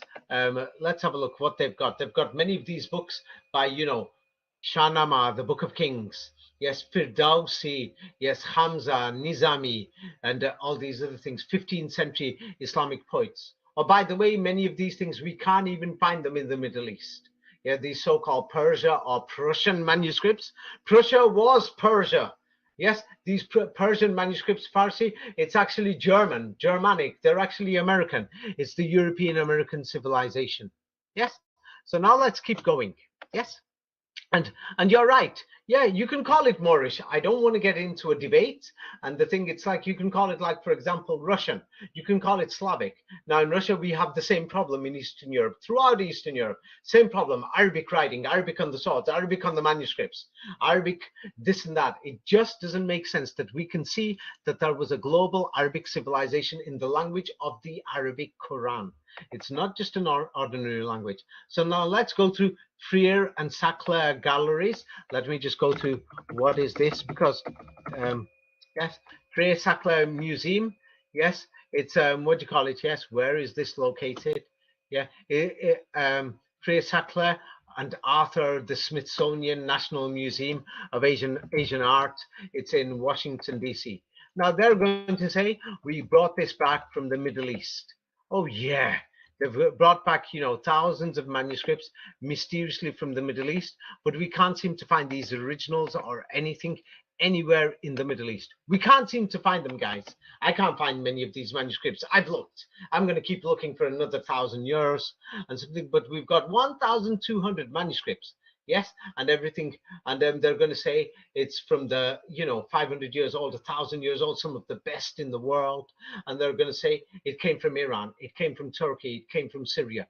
But when we look at these places, like we went through, Imam Ali video, it's in one of your videos. It shows many of these places aren't there. And in my book, Jerusalem is in Europe, it shows that Jerusalem, the one they're alleging, is not even there. The Muslims even call it Quds. Yeah, and they don't even call it Jerusalem. Like, for example, let's go to Palestinian universities, one of their major universities. Let's see what these Arabs say themselves. Of course, nobody wants to listen to them, and the New York Times is not going to accept what they say. Yes, but what do you call it? Let's see what they themselves say. Um, let's go through what they themselves say, and let me just go through. Yeah, we can open up, Palestinian blogs, newspapers, and the Palestinians themselves. They themselves will say that that city is called Quds. It's not called Jerusalem. They say it. Yes, of course, they will know what their grandparents taught them. Yes, and great grandparents, because they've been having battles. Here I've sent you another page, first paragraph. It says, my parents are from Arab Palestinian city of Al-Quds, not Jerusalem. Yes, they will tell you it's not Jerusalem. Let's see what they say here. Yes, of course, there's many Muslims who dispute this. Just go to Palestine or this, you want to call it Israel, call it whatever you want. Just go there, hold a poster outside the mosque and stand there and say, this is Jerusalem. Let's see if you don't end up in hospital. Yes, yes. So we can see this is Palestinians who are writing here, and they're writing Al-Quds is not Jerusalem. Yes, and they're saying the Middle East will, the colonial project and the fake identity and the fake name given that it's called Jerusalem, but they say this themselves. Yes, and the thing is, let's just go to, like, for example, there's many things these Arabs are writing it, and they write it in many places, and they say, hey, what do you call it? Al-Quds is not Jerusalem. Al-Quds is not Jerusalem. Yes. So you can see this. They say that's what it's called. Now let's go to, for example, let's see what they will say over there. There's many things. They've written many books and everything, because they want the world to know what they have to say. And of course, the New York Times denies it and says, hey, they're lying. The British Times, British Telegraph. But anyway, they say it's not Jerusalem. But let's have a look what these Palestinians have to say. Yes, Dar al Kalima University, yes, is one of their major universities run by the Palestinian Ministry of Education. So now you can go to, yes. So let's see more about this university. Yes, it's a real university. That's their webpage, Dar Al Kalima University. It's one of their major universities to learn master's degrees and things like this. And so now when you go on their website, this is a Palestinian government university and their official website. You can go there and they say Quds is not Jerusalem. They're saying this also, not just Professor Anatoly Fomenko, not just me. Yeah, so if you want, you're welcome to go there, stand there with a poster and holding it, saying this is Jerusalem. Let me just show you what type of a poster you should hold if you think you know something and you want to dispute with them. Yes, yes, because there are many people who seem to think that they seem to think that we know something. So they're welcome to go to what is known as Israel or Palestine and what to do. What's that noise? I'm sure I heard some beep beep beep beep beep or something. Yeah, I Well, think it was in anyway, your end. Yeah. So I yes. don't know. What people are welcome to do is what do you call it? Um, let me just show you, and what people are welcome to do. Yes, they're welcome to go there. Let me give them a great idea, because if they want to think that because I've been there myself, I interviewed many people, maybe even 100 people I've interviewed just in Jerusalem. I spoke to many people. Yes, and what do you call it? Yes. And the thing is, the story they told me, not even one person said to me that, what do you call it? This is Jerusalem. They used to say to me, this is not Jerusalem, this is Quds.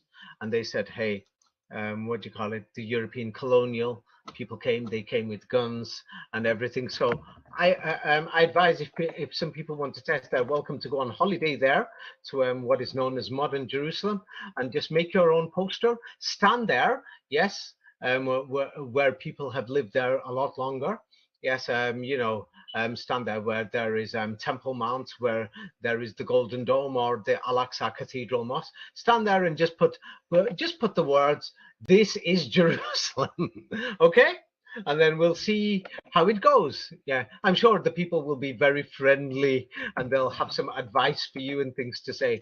And please don't go on a day where there's where people are angry. Yes, try to go when there's less people to so that nothing just in case it's known that people get it very emotional over there. That's a clear thing. So anyway, Anyway, let's get back to America. So the thing is 1,200 manuscripts. What the hell are 1,200 Arabic manuscripts doing there? Yes, in America. Now let's go to across the border, across the Canadian border, and let's go to Toronto. Yes, what do we find here now? In Toronto, yes, we found roughly 1,200 manuscripts here in the university. And then our holdings include 800 bound manuscript volumes. Manuscript volumes, 800 volumes? That's so many, I don't even know. And what do you call it? Yes, includes, but includes, what do you call it? Including history, theology, and medicine in languages as diverse as, let's see what they have. Arabic is the first, then English, yeah, or maybe that's in our alphabetical order. English and French and German, Hebrew, Latin, and Persian. Yes, the main ones. Now, the Arabic, Hebrew, and the Persian are all using the same language with the same words. Now, the Latin came after. People will have to go through my books to understand this. And English, as only a language 200 years old, so is German. So now many of these Arabic manuscripts are from the Renaissance and older. What the hell are they doing there? I'm not sure about the exact number that's Arabic in there, but let's move on. Now let's go across the other side of the border to the Chicago side, the University of Michigan. Yes. So now we're going across the lake. If anybody's not been there, but just go across the lake and you'll see, what do you call it? 1,800 texts. They've got 1,000 volumes of Arabic manuscripts. What's going on here? In the University of Michigan, codices and rolls, and they've even got many small, maybe thousands of single pages of leaves going back 1,000 years and carrying 1,800 titles in Arabic, Persian, and Ottoman Turkish is Arabic. Yes, and the Persian is Arabic. It's not modern Persian. Yeah, you'll have to read my books to understand this. What do you think they're doing there? Are they actually the local manuscripts, or they came from the Middle East? What do you think now, Raphael? Well, as I said, just like with the coins, it rather seems as if they were found from a previous civilization, collected, and Yes, yeah. and the best ones, they've hidden them, and the worst ones, they've put them there. Let's go to Harvard now. Harvard. Wow, this is an amazing place. Harvard. What do we find there? 1,200 volumes. Do you know what a volume is? Like the Britannia Encyclopedia volume, guys. I want you to imagine volumes of Islamic manuscripts representing 2,000 works is in Harvard. What the hell's going on? They also have something else of 280 manuscripts from Houghton Library. From Houghton Library, they just brought them over from there. But what's going on here? That we've got them from the 10th century, all these Arabic manuscripts. What's going on here, guys? We can't find so many in Oujda city in Morocco. I don't think I'll find any manuscripts there. I've been there myself. If they're there, they're fake and bogus. Or in Taza city in Morocco, or in Taurit. Yes, I don't think I'm going to find so many manuscripts in Tanta in Egypt. I've been there. Or in Ismailia. I don't think I'll find that many manuscripts in Beitul Laham or Bethlehem in Palestine. What the hell are or in Akko or Acre? Yes, in Israel. Yes, and that's another Arabic city. Yeah, I'm not going to get into the conflict now today. Many Israelis live there. Yes, I hope everybody gets on together. We're not going to find all these things there. What the hell's going on? 1,200 volumes, volumes of manuscripts in Harvard. Okay, let's keep going. That's not enough. Some people are going to say, it's not enough, David. Okay, Northwestern University has got 3,000 manuscripts, and they're going to say from Africa, Arabic manuscripts, from West Africa, 5,000 items, handwritten. Yeah, most are in Arabic, some are in Persian or Turkish, but it's not Turkish, they're using Arabic. Arabic Turkish was 80%, like American English is 80% like English English. There's like a 10-20% difference. So it's actually the same language. What do you think is going on here? Can you see how many manuscripts? Yeah, it's a lot. It's too many. We're talking 3,000 manuscripts, 5,000 manuscripts they're saying are from Africa. But we check the history of Africa. They can't even find these manuscripts themselves. But they found them in Africa. Wait a minute. They couldn't even open any libraries there. They call them bread and butter libraries that we can't even find these manuscripts in Africa. What do you think is going on here? This shows that these manuscripts were already here. They were already in America. That was the original American civilization. Same like many Europeans didn't migrate there. They were already in America. Northwestern University is in Illinois or Illinois, however you want to pronounce it, in case some people are thinking, is it Northwestern Canada or somewhere? Okay, now let's go to the Library of Congress. Yes, the Library of Congress in the United States has got 2,000 plus manuscripts from the 9th century, 10th century, 11th century, 13th century, and everything. 2,000 plus. We don't even know how many. They've got many hidden away. Yes, and the thing is, what do you think it's doing there in Washington, D.C.? Yeah, they must have collected them from America, not from the Middle East. It's just a scam. They're lying. Yes. So the thing is, let's go to many of these other things. Let's go through a bit more of the details in the Library of Congress and some other places. Yeah, a breakdown. What do you call it? Yes. What do you call it? We've got 2,878 Arabic manuscripts, 1,197 Persian manuscripts, 900 manuscripts in Turkish, and uncatalogued 2,300, mostly old Ottoman Turkish, which is Arabic. They've just given it a lie title. What do you think is going on? And there's thousands of them. Don't know. 2,000, 3,000, 4, 5, 6, 7. Yeah, about 7,374 manuscripts in Arabic. What do you think is going on here? Now let's go to Yale University, Yale Museum. 3,500 manuscripts in Arabic. What do you think is going on here? And Qurans, hundreds of Qurans. We got thousands of Qurans, millions of pages of Qurans just in America. More than what we're going to find in the entire Islamic world. More than Pakistan, more than Uzbekistan, more than Kyrgyzstan, Kazakhstan, more than any of these places which have been Muslim for centuries. What the hell is going on here? UCLA.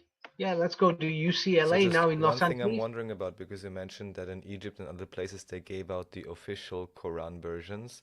Shouldn't it be maybe possible, if any of these manuscripts are quote unquote real, to reconstruct something that may be akin to the more original version of the Quran? Yes, yes, that's why the Muslims memorized it, the original. That's why I'm going to go through that in a minute of the Muslim hadith and the history.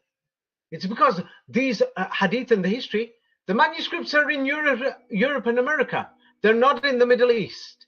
Yes, you're beginning to see. I'm not just going to go on the Quran. I'm getting there. It's because there's so many people there saying, hey, we're going to try to find this history, try whatever. And the thing is, no, none of these Muslims, none of these other people mention this.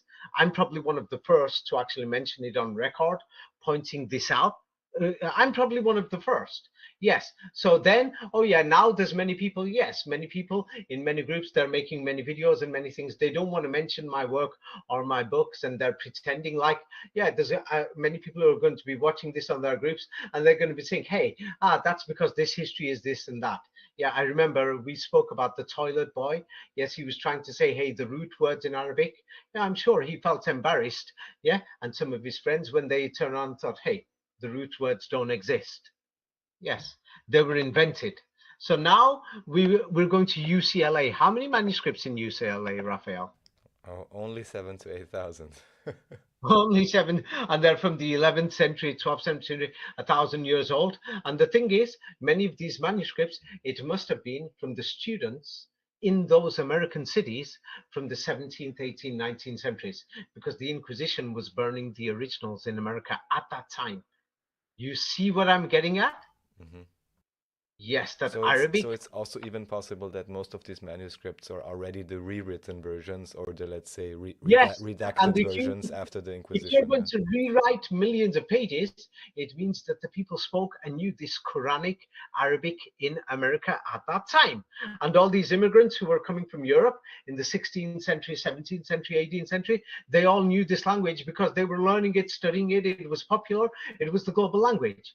Do you see what I mean? Hmm. Yes, then history makes sense. Then it comes down to this Quran book must be more important than we can imagine because it's not in the modern classical fake Arabic language that we're seeing in the Middle East. It's actually in Europe and America, and it's in the language of the Quran. You see? Yes. Hmm. So now UCLA, if many people don't know, they'll get mixed up with UCL in London, University College of London. UCLA is University of California, Los Angeles, in case some people don't know. Yeah, what is it doing in California?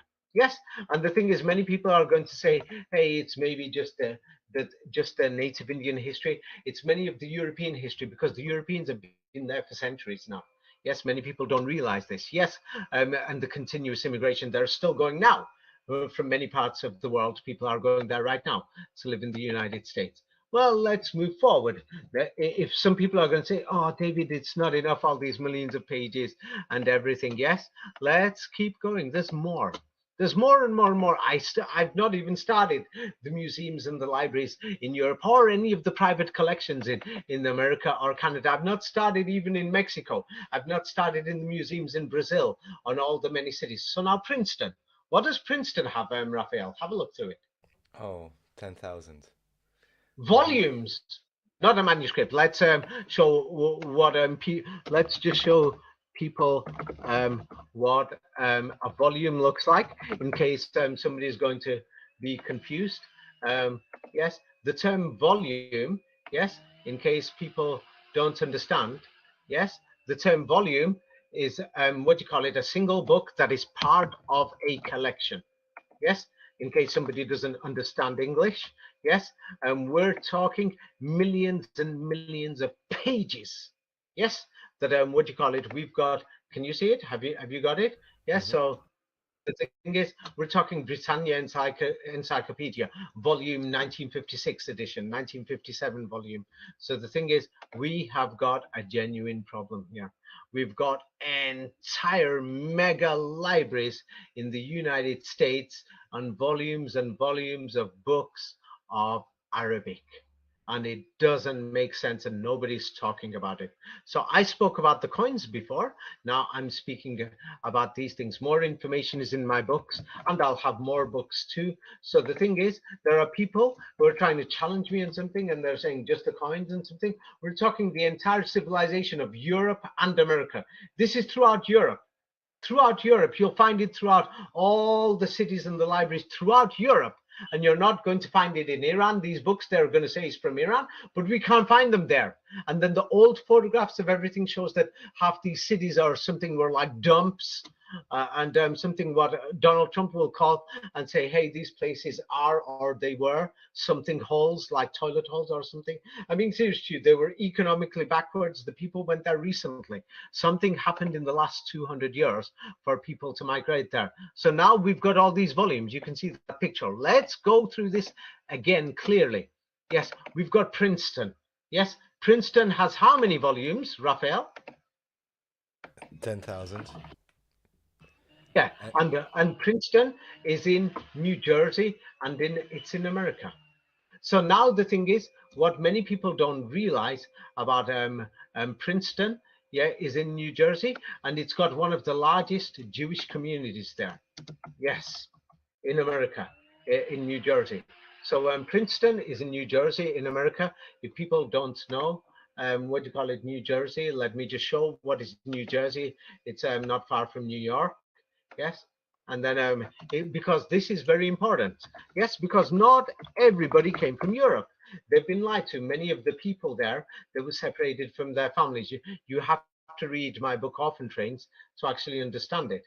Yes, so now I'm just going to send you a picture of New Jersey because people seem to think maybe there's nothing there, but New Jersey even has an amazing skyline.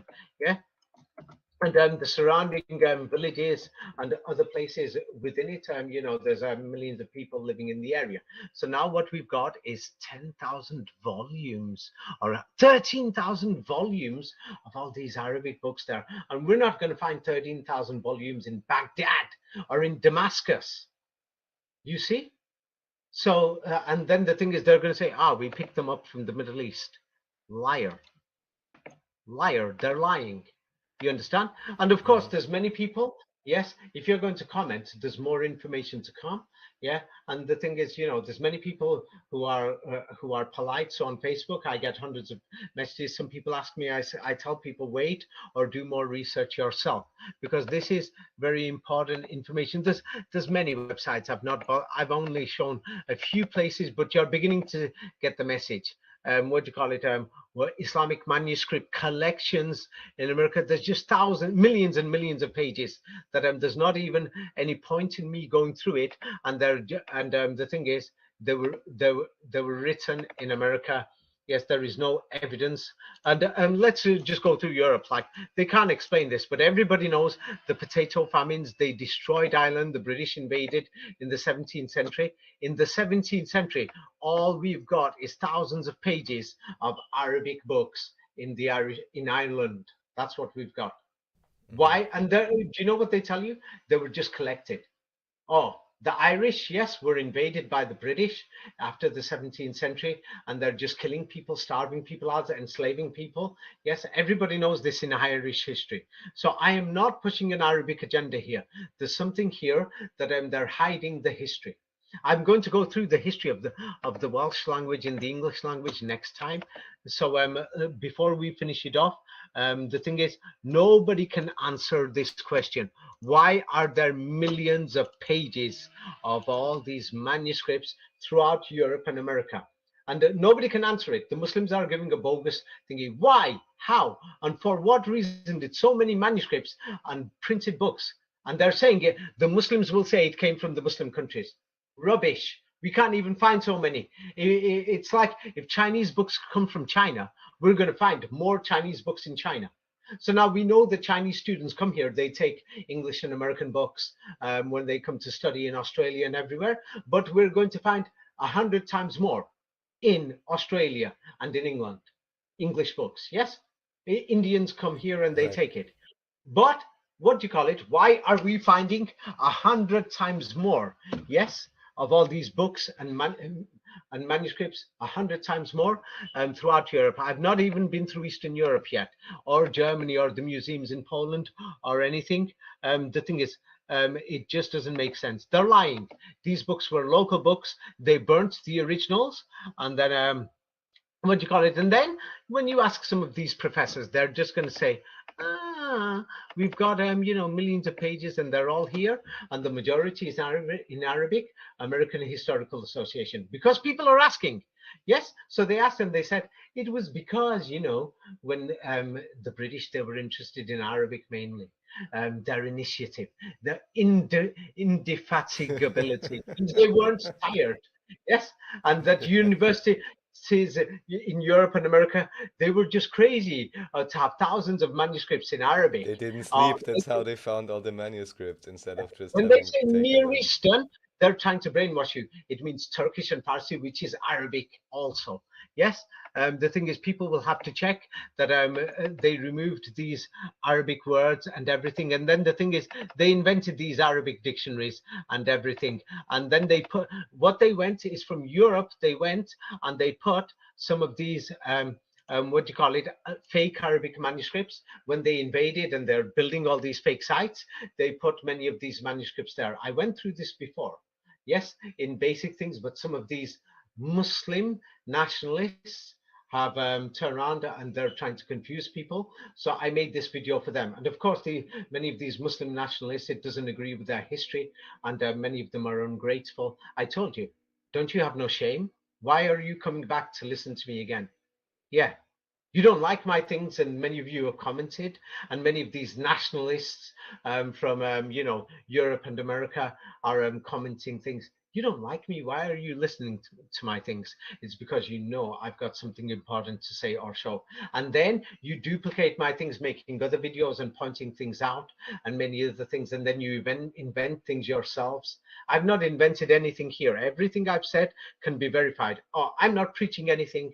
I told you I'm not looking for followers. I don't care. I hope some of these historical things helps people. Yeah, helps you in your research thing. I'm not going to declare something as the word of God or something. How dare I declare something as the word of God or something? I'm not here to mislead anybody. Yes, and as you've noticed, I'm sure it's totally shocked you today about hey, how they're lifting blocks and everything, and they've enslaved people. I'm sure you're totally shocked. There's millions of pages. I've not even been through many libraries and museums and collections. I've only been through about 20, I think, or maybe 10 or 15 Mm. or 30. But even that is like millions of pages. It's too much. Who wrote them? When did they write them? How many students were there? It's like an entire civilization. We're talking about millions of pages in thousands and thousands of volumes, thousands of manuscripts. This is just an entire civilization. And they're trying to tell us that, hey, we just went to the deserts, we picked it up from there. Bullstein. Any questions, Raphael? Not right now. Thank you so much for clarifying some of that. I'm sure Yes. it was fascinating to everyone listening. And as Has it always, shocked you, by the way, or not? well, as I said, you always ask me this question. I knew, let's say, superficially, I was aware of some of these topics, but it's great that you showed it in more in depth and gave some, very Yeah. simple evidence because really with these online searches, I'm just gonna do that for Austria now. I'm not expecting much, but everyone can look up in their local, digital libraries Yeah. online, national or whatever, and just Yeah. see what kind of Arabic things they have and then Yeah. consider for themselves if they are really old or recently written or just what exactly is going on there. Yeah.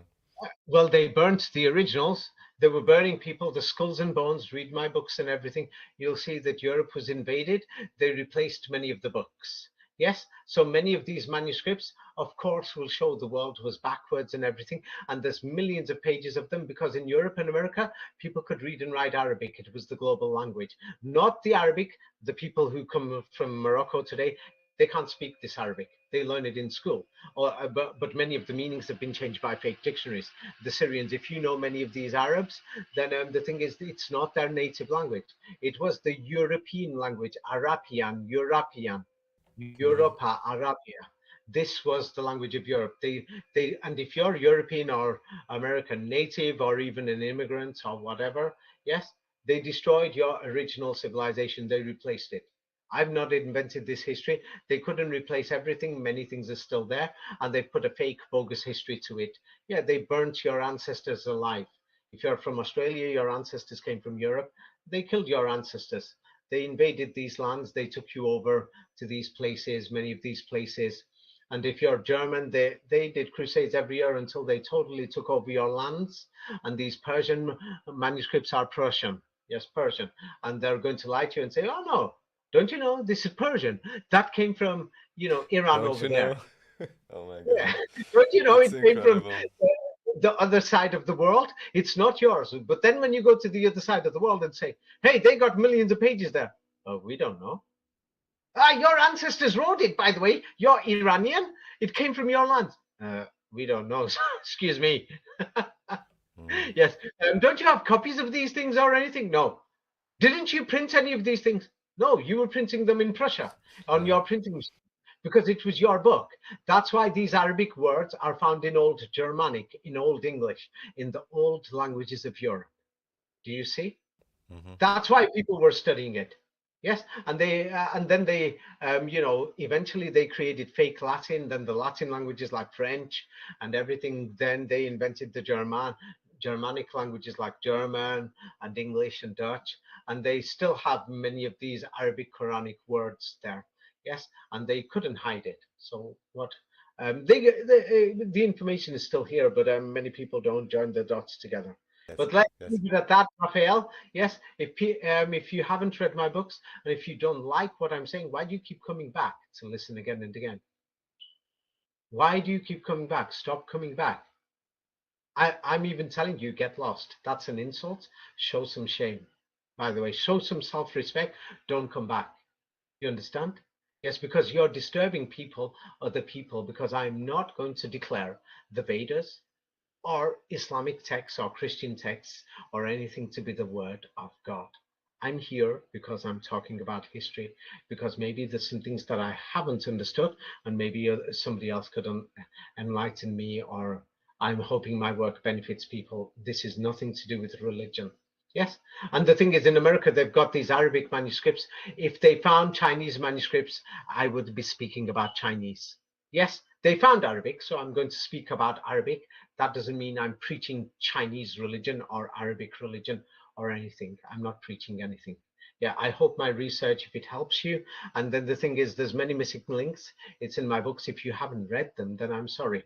And the thing is, I'm giving these lectures about my books and these interviews. Yes. So the thing is, if somebody's saying he's promoting my books, what do you want me to do? Promote your books? Yeah. Are you dumb or something stupid dumb? You must be. Yes. Anyway, let's leave it at that, Raphael. Thank you for laying it out. Thank you for making it Yeah. all clear and explaining it, David. And yeah, looking forward to the next time. Thank you so Yeah. much Okay. for your Have a time. nice day. Okay. Yes. Have a nice day. Okay. Bye.